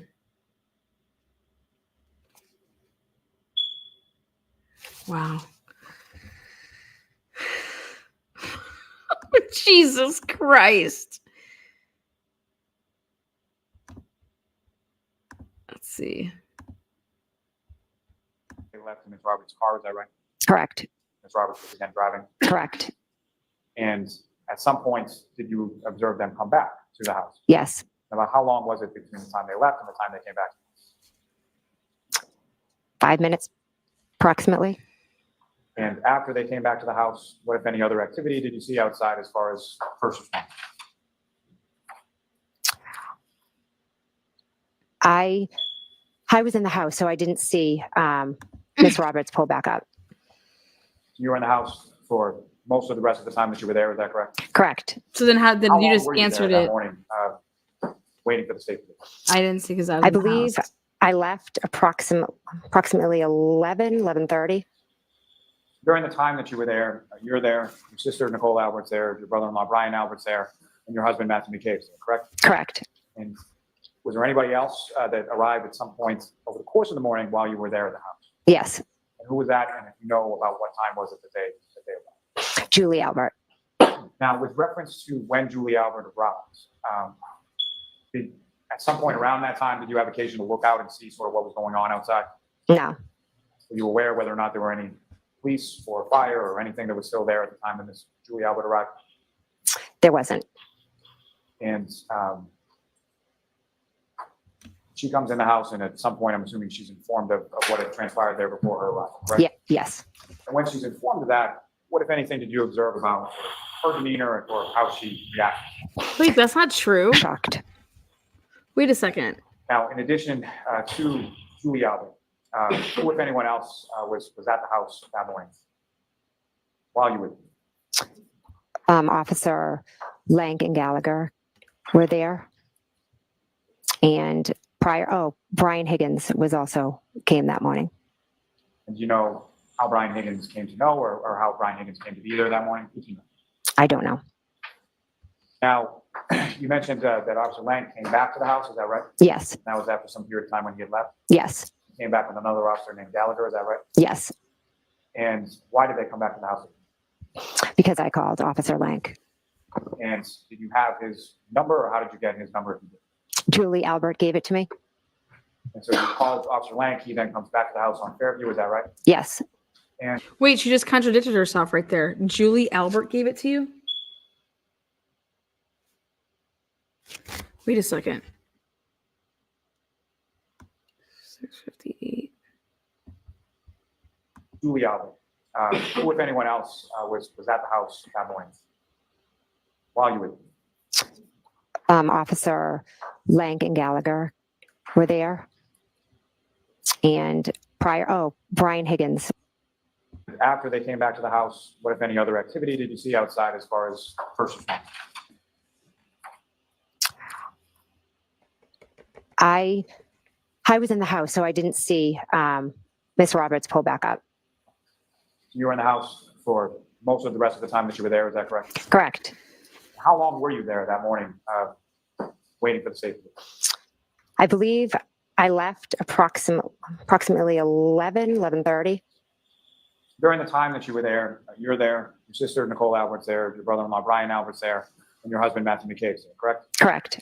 And was there anybody else that arrived at some point over the course of the morning while you were there at the house? Yes, And who was that? And if you know about what time was it that they arrived? Julie Albert.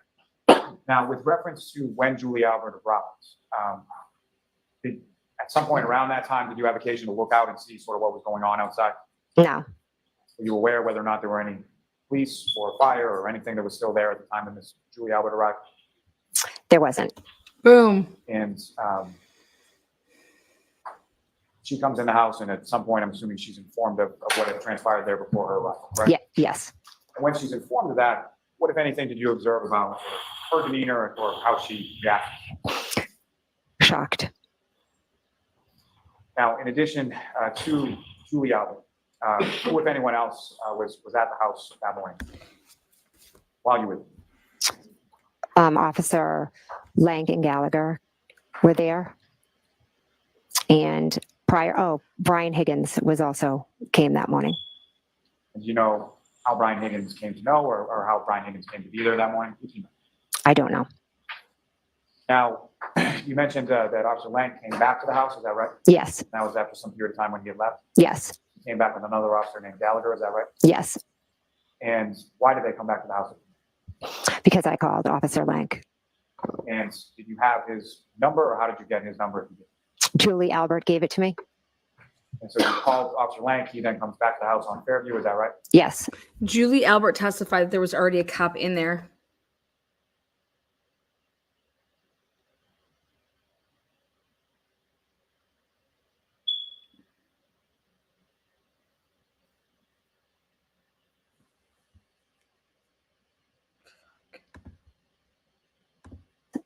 And when he came back, what is it that why had you asked him to come? well, as I was sitting there and I was waiting for the state police to come, I was slowly trying to piece together what had just happened in the last couple of hours. And he had told me, if there's anything that you remember, if you remember anything, please, give me a call. And so Normally a cop, when they do that, they leave their card, just so you know. there was something that you remembered, and you gave him a call. Yes, And when he came back to the house, what was it that you told him? I told him about the comments and the remarks that Karen Reed had been stating that morning. And specifically, what type of remarks are you referring to that you told Officer Lank when he came back?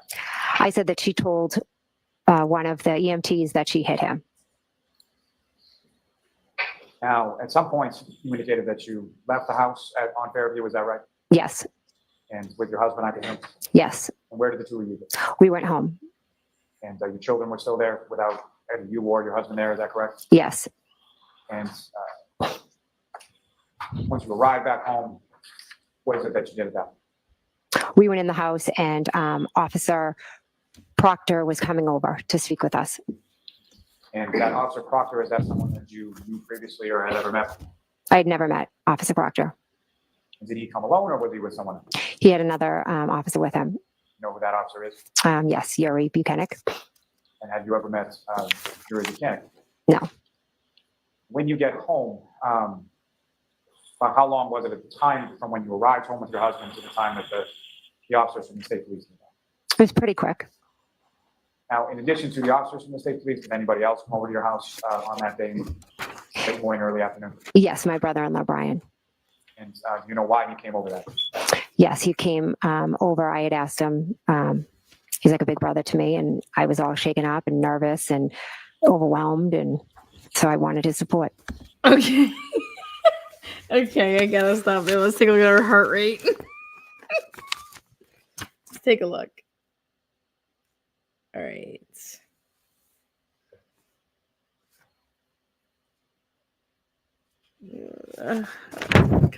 Tell me it goes far enough. Fuck. Damn it. It doesn't.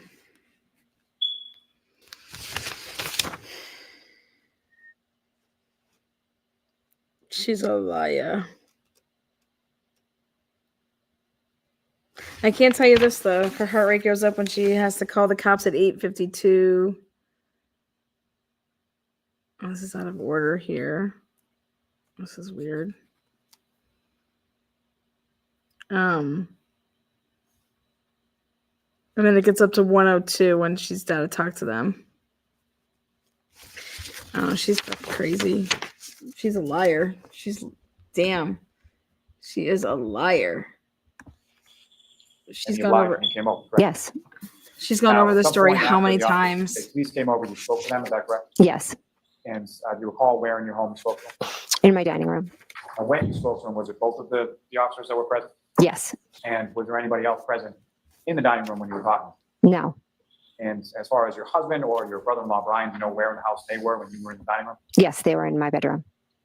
And at some point, Matt's giving back shots again. I told you. Lana, what time does she walk into the house? Let's see. You guys, this is lies. This is all lies. Brian Albert already testified that he was present with her when she was giving statements.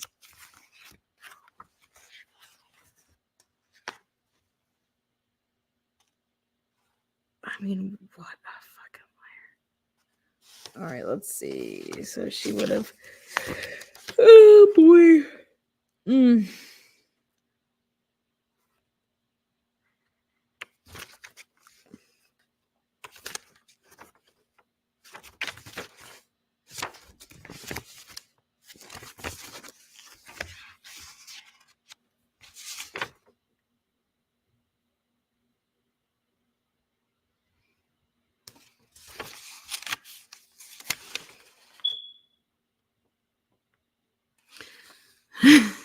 John O'Keefe's phone goes up a flight of stairs at 11:19 in 49 seconds. 11:19 a.m. in 49 seconds.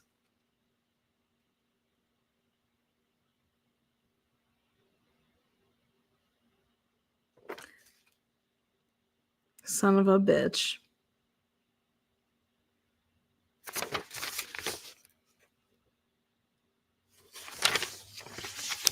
Agendas.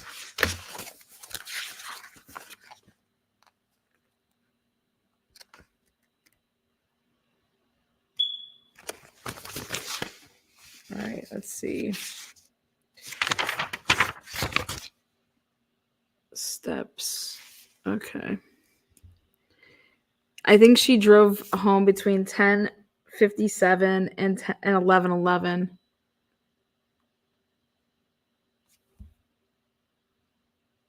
Yeah.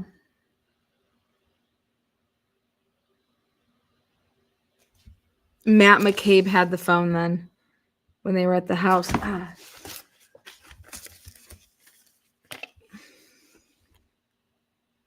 She turns it over to Proctor, is what I was told. She wasn't asked anything about that yet, though. Really weird. She goes up a flight of stairs. Yeah. Here you go. She leaves, like she said, about like 11:30. She did. She left it around like, I think she left right around here. From 10, see how like she's taking steps here, 18 steps at that time. But then she doesn't take steps from 10:57 to 11:11. I think that's your little window. Then she takes 44 steps, and then at 11:23. So then for 10 minutes, she's not taking any steps. And then she goes upstairs, though. And so does John O'Keefe's phone.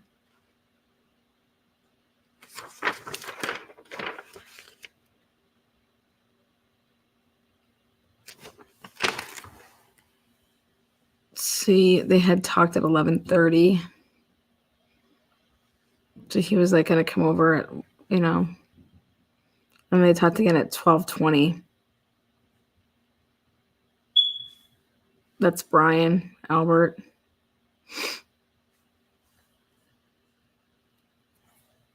Again, Carrie Roberts calling Carrie. This is a deep fucking story, man. This is so deep. She's in thick. She's in super thick. Oh shit, girl. Later on that day, those same officers talked to both the husband and brother-in-law Brian. Yes. And during each of those respective conversations or interviews, do you know where you were in the house when those were going on? In my bedroom. And when you In my bedroom. Let's just check that out, Jennifer. Let's just see your little steps you took. Now, when she got home at 12:53, she started deleting shit. Let's see.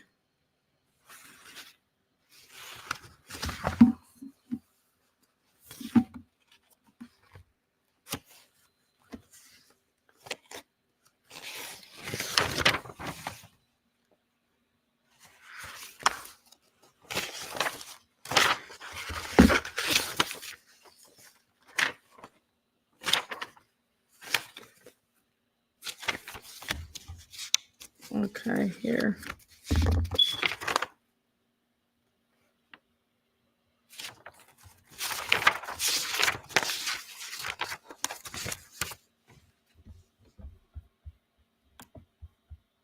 One more time, take a look at this. Is when she goes up her stairs.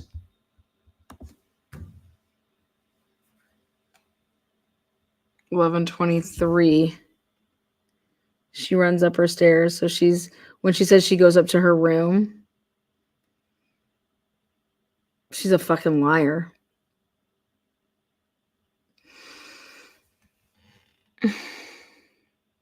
Because if she then came back downstairs to get interviewed and then she went back up to her room when they were getting interviewed, there would be two different ones. She went up because the cops weren't there yet at 11:23. The cops weren't there yet. God, she's such a fucking liar. But she was trying to get this in to say why she went upstairs to her room, but bitch, you way off, because you don't talk to Brian Albert until 11:30. And he says he'll come over. And you just get home at 11:11. And then you're going up a flight of stairs at 11:23. Your husband went up the stairs, I think, at 11:19 because he had John O'Keefe's phone.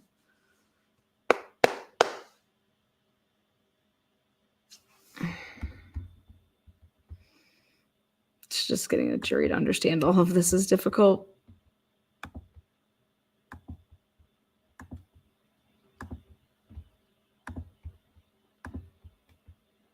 You were in your bedroom. Could you hear anything that they were saying downstairs in the dining? No.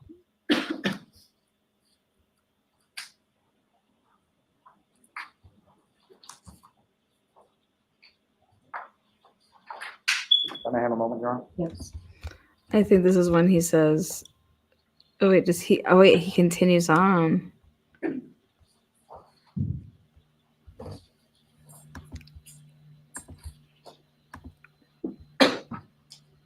Look at Yannetti. Like, Can I approach, Your Honor? Yes. unreal.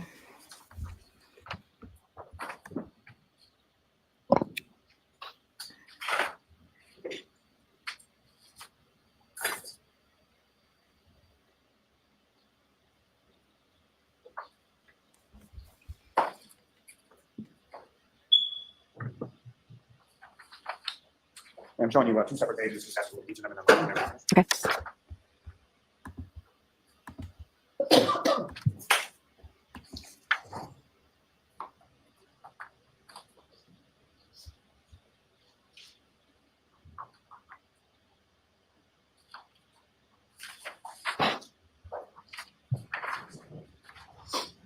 Do you recognize each of those documents, what the content is? Yes. And those are essentially, one is contains text messages that morning of the 29th between yourself and Ms. Reed, correct? Yes. And the other one is sort of a list of phone calls between yourself and Ms. Reed from that morning. Yes. Now, before I get into those, as far as after you had gone inside the house and Ms. Reed had got into Ms. Roberts' car, what if any other communication or what if any other communication did you have with Ms. Reed that morning? I texted her asking for Carrie's phone number because I didn't have it. And I also had a phone conversation with Karen when she was in the ambulance. And that text communication that I placed before you essentially has one bubble on it, and that's you asking for Carrie Roberts' number. Correct. And the phone conversation that you had with the defendant,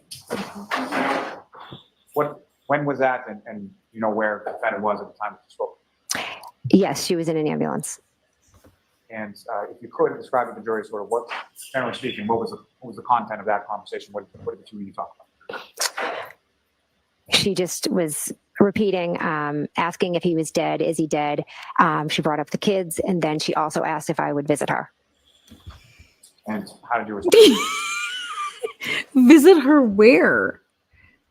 Visit her where? Like in prison? Jen didn't have Karen's number. Jen didn't have Carrie Roberts' number. How did she end up with them? How did she end up with these numbers? And Karen Reed did not have Jennifer McCabe's number. She had to have John O'Keefe's niece call.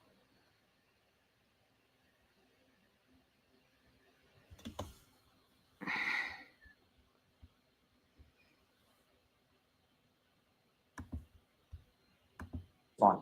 I said yes. Now, following that phone conversation, did you have any further communication in any form that you can recall with the defendant? No. Madam Mayor, approach. Yes.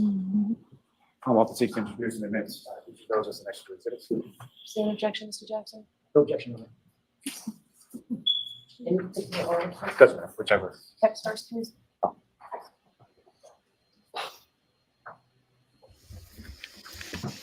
Mm. 94. 95.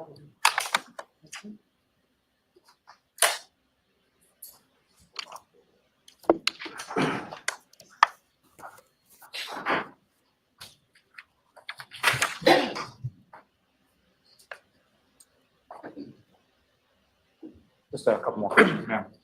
Now, you had asked the defendant, Ms. Reed, for Ms. Roberts' information because you didn't have it, correct? Correct. At some point, did you receive that information from the defendant? No. And did you receive that information from any other source? I must have, but I don't recall how. See, right there. That's important. How the fuck did she get that number?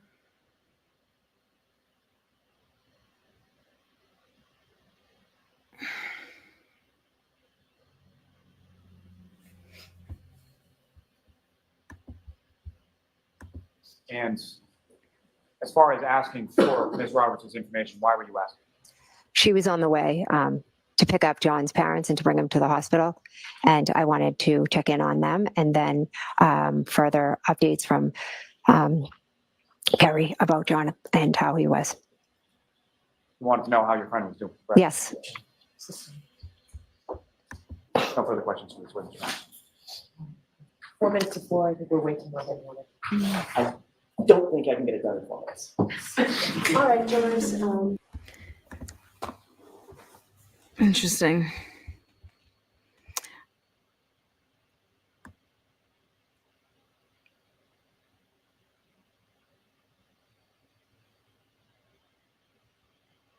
Karen didn't want the witches. John and Karen share contact with whoever did it. It was accidental. Just don't understand how all these people can't keep their story straight.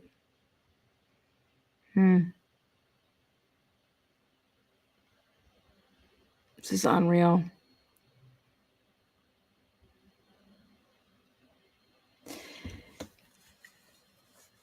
So, Jen McCabe was around Carrie Roberts one other time before this occasion. She didn't have her number. Karen Reed, she didn't have Karen Reed's number. Fucking wow. Fucking A.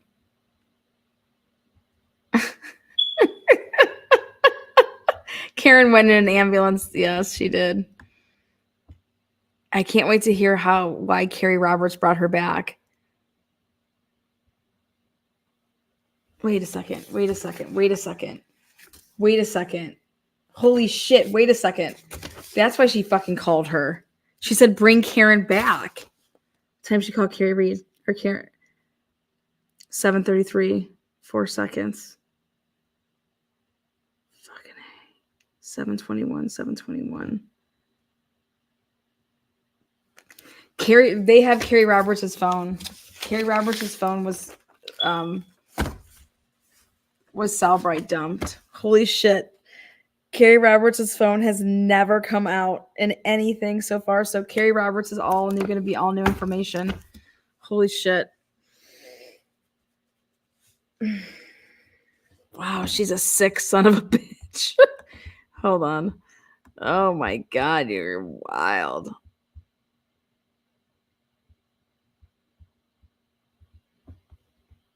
Joined the group that you were with. Nick Kolikitis did, and then his wife did a little bit after. And then Brian Albert and Brian Higgins arrived. And then Karen and John arrived. And prior to Karen and John arriving, who, if anyone from the group, had left? I believe Tristan left, maybe to go sleep because he had to plow, I think. Now, with reference to Karen and John, we're talking about John O'Keefe and Karen, correct? Yes. And how long have you known John? Approximately 10 years. Damn. Okay. All right. I'm going to check out one last episode here.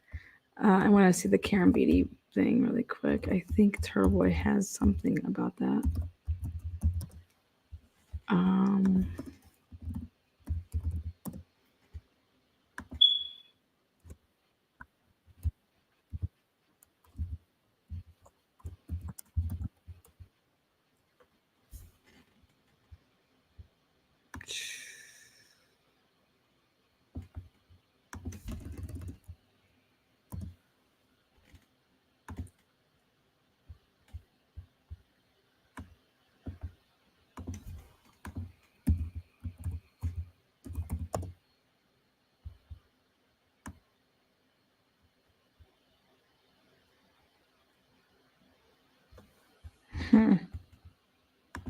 Does anybody know what episode that would have been that he did?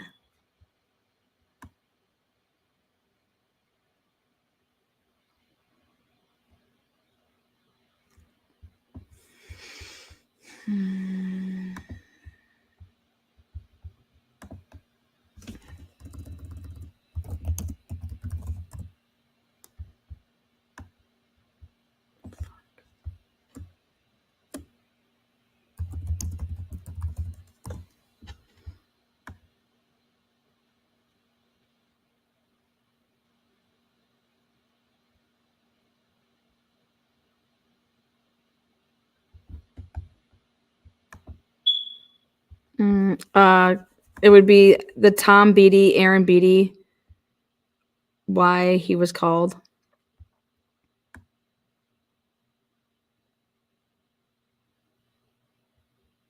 If anybody has that. Rebecca says TV, what subject? The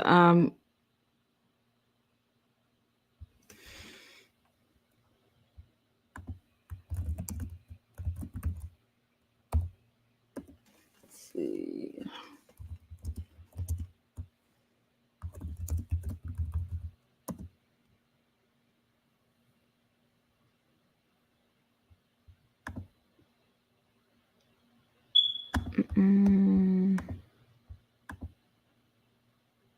It was about Colin Albert. I know. So let me see if it's on this one then.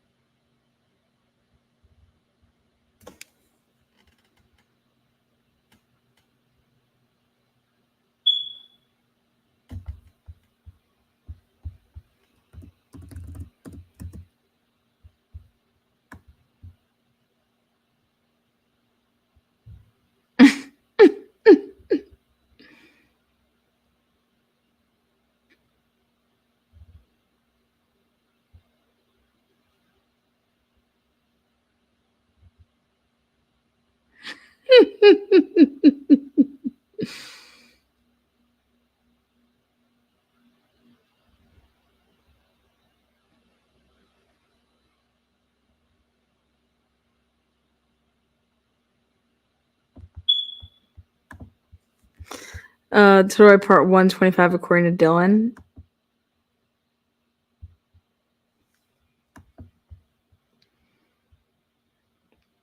Let's see. Oopsies.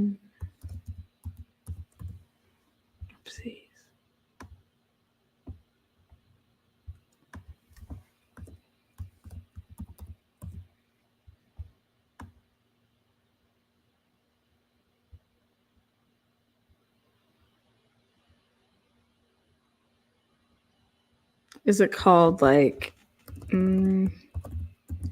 episode 125 Canton? Let's see. No.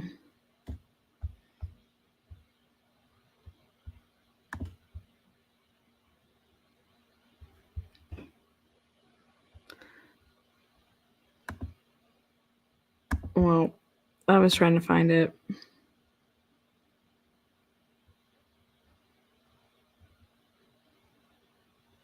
Oh, I'm looking for Turtle Boy's episode that he did and talked about Tom or Aaron Beatty.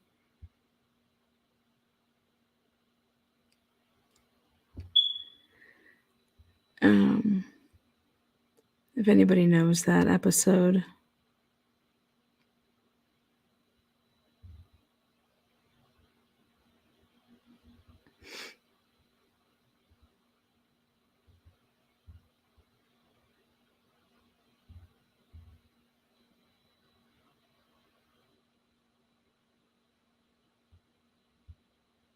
It is episode 132.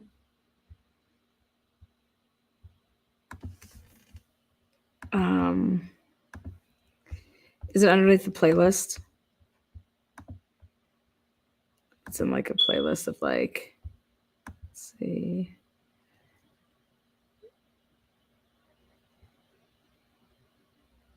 Is it on like the Canton cover up?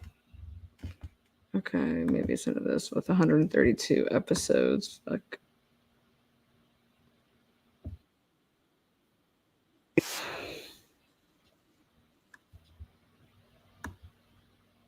Okay.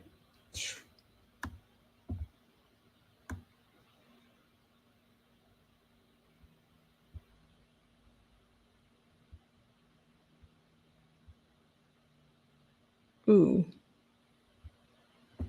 This could not be the right one.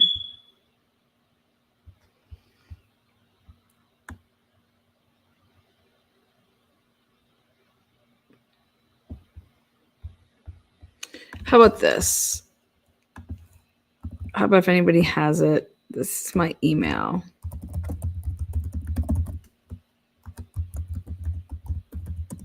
Anybody have it? Send it.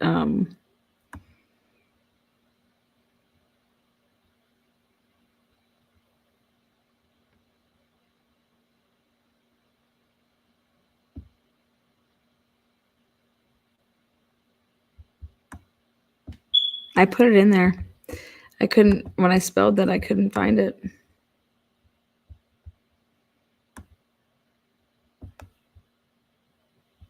So I don't know.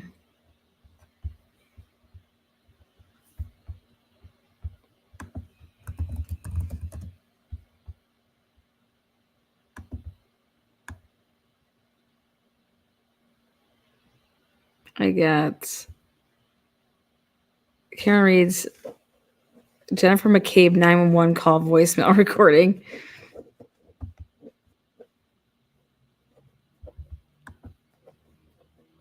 Is it enhanced at all?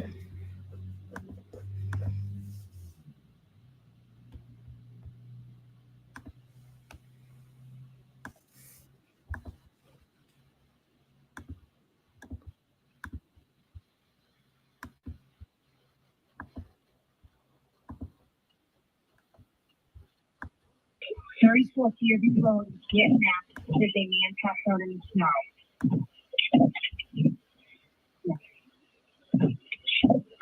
Yeah, I don't know why he did that. I can put that. Okay. I know. Where's blanket? I don't see blanket, Carrie. Yes, I need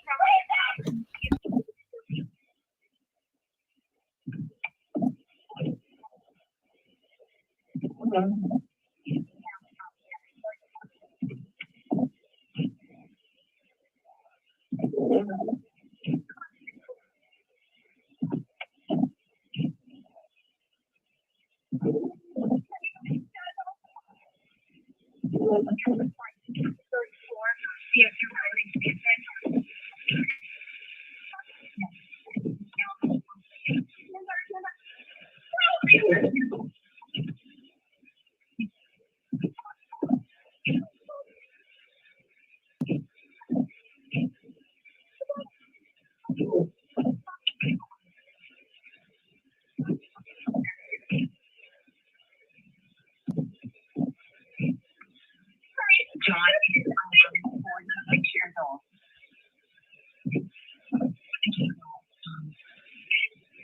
I don't know. He's out of the car and it could be an operating hour. Is he, Carrie? Is he? I don't know. I did.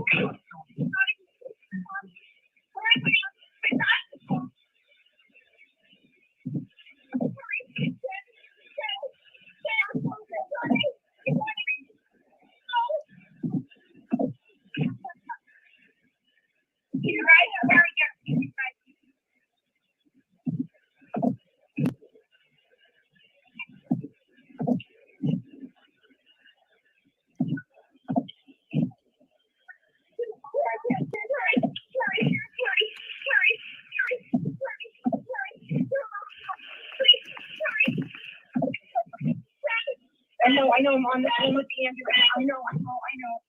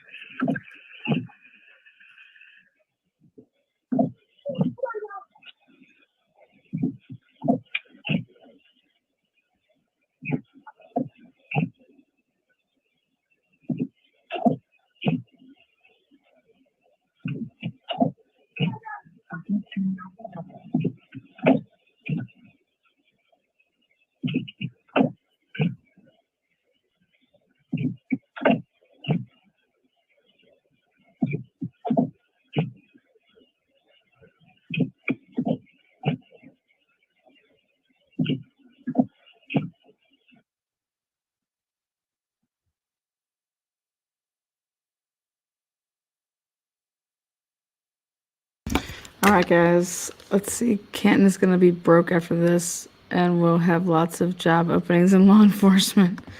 Yeah. I was looking for I wanted to see an episode that he did with Tom Beatty or Aaron Beatty when it comes to Colin Albert asking for a ride home at 12:33.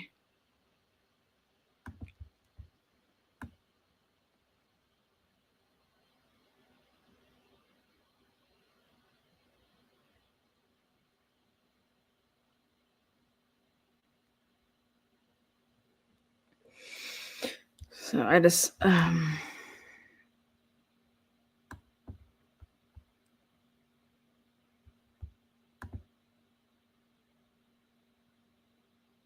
know H-Bag, I couldn't find it either.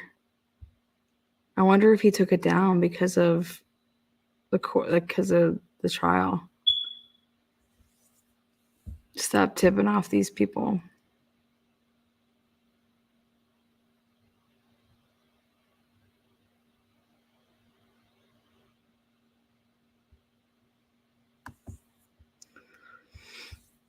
Okay. Well, she just straight up lied on that stand, and oof.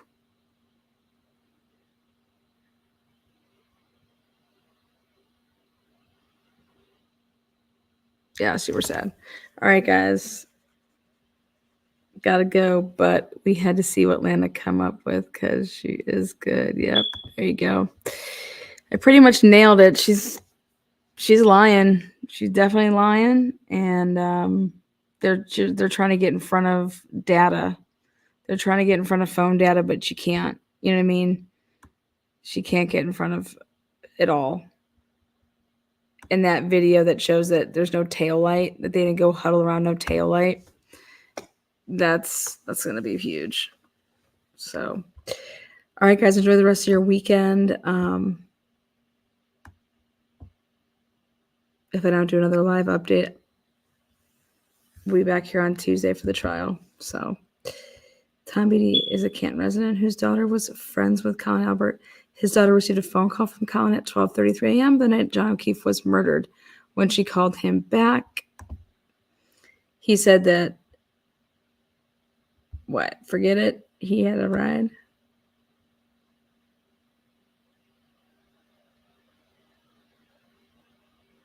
All right, guys, be safe. This is wild. This is wrong. I'm going to figure it out. I want to know how Carrie Roberts just showed up over at Jen McCabe's house as well. So Tom wants to keep a low profile. He should. He probably doesn't want any part of this shit.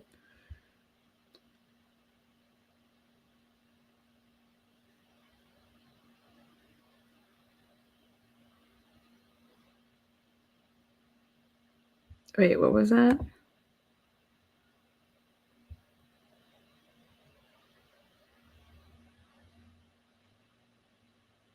Damn. Thank you, Rebecca. That was really kind. All right, guys, get some rest. Talk soon. Bye-bye. Night-night.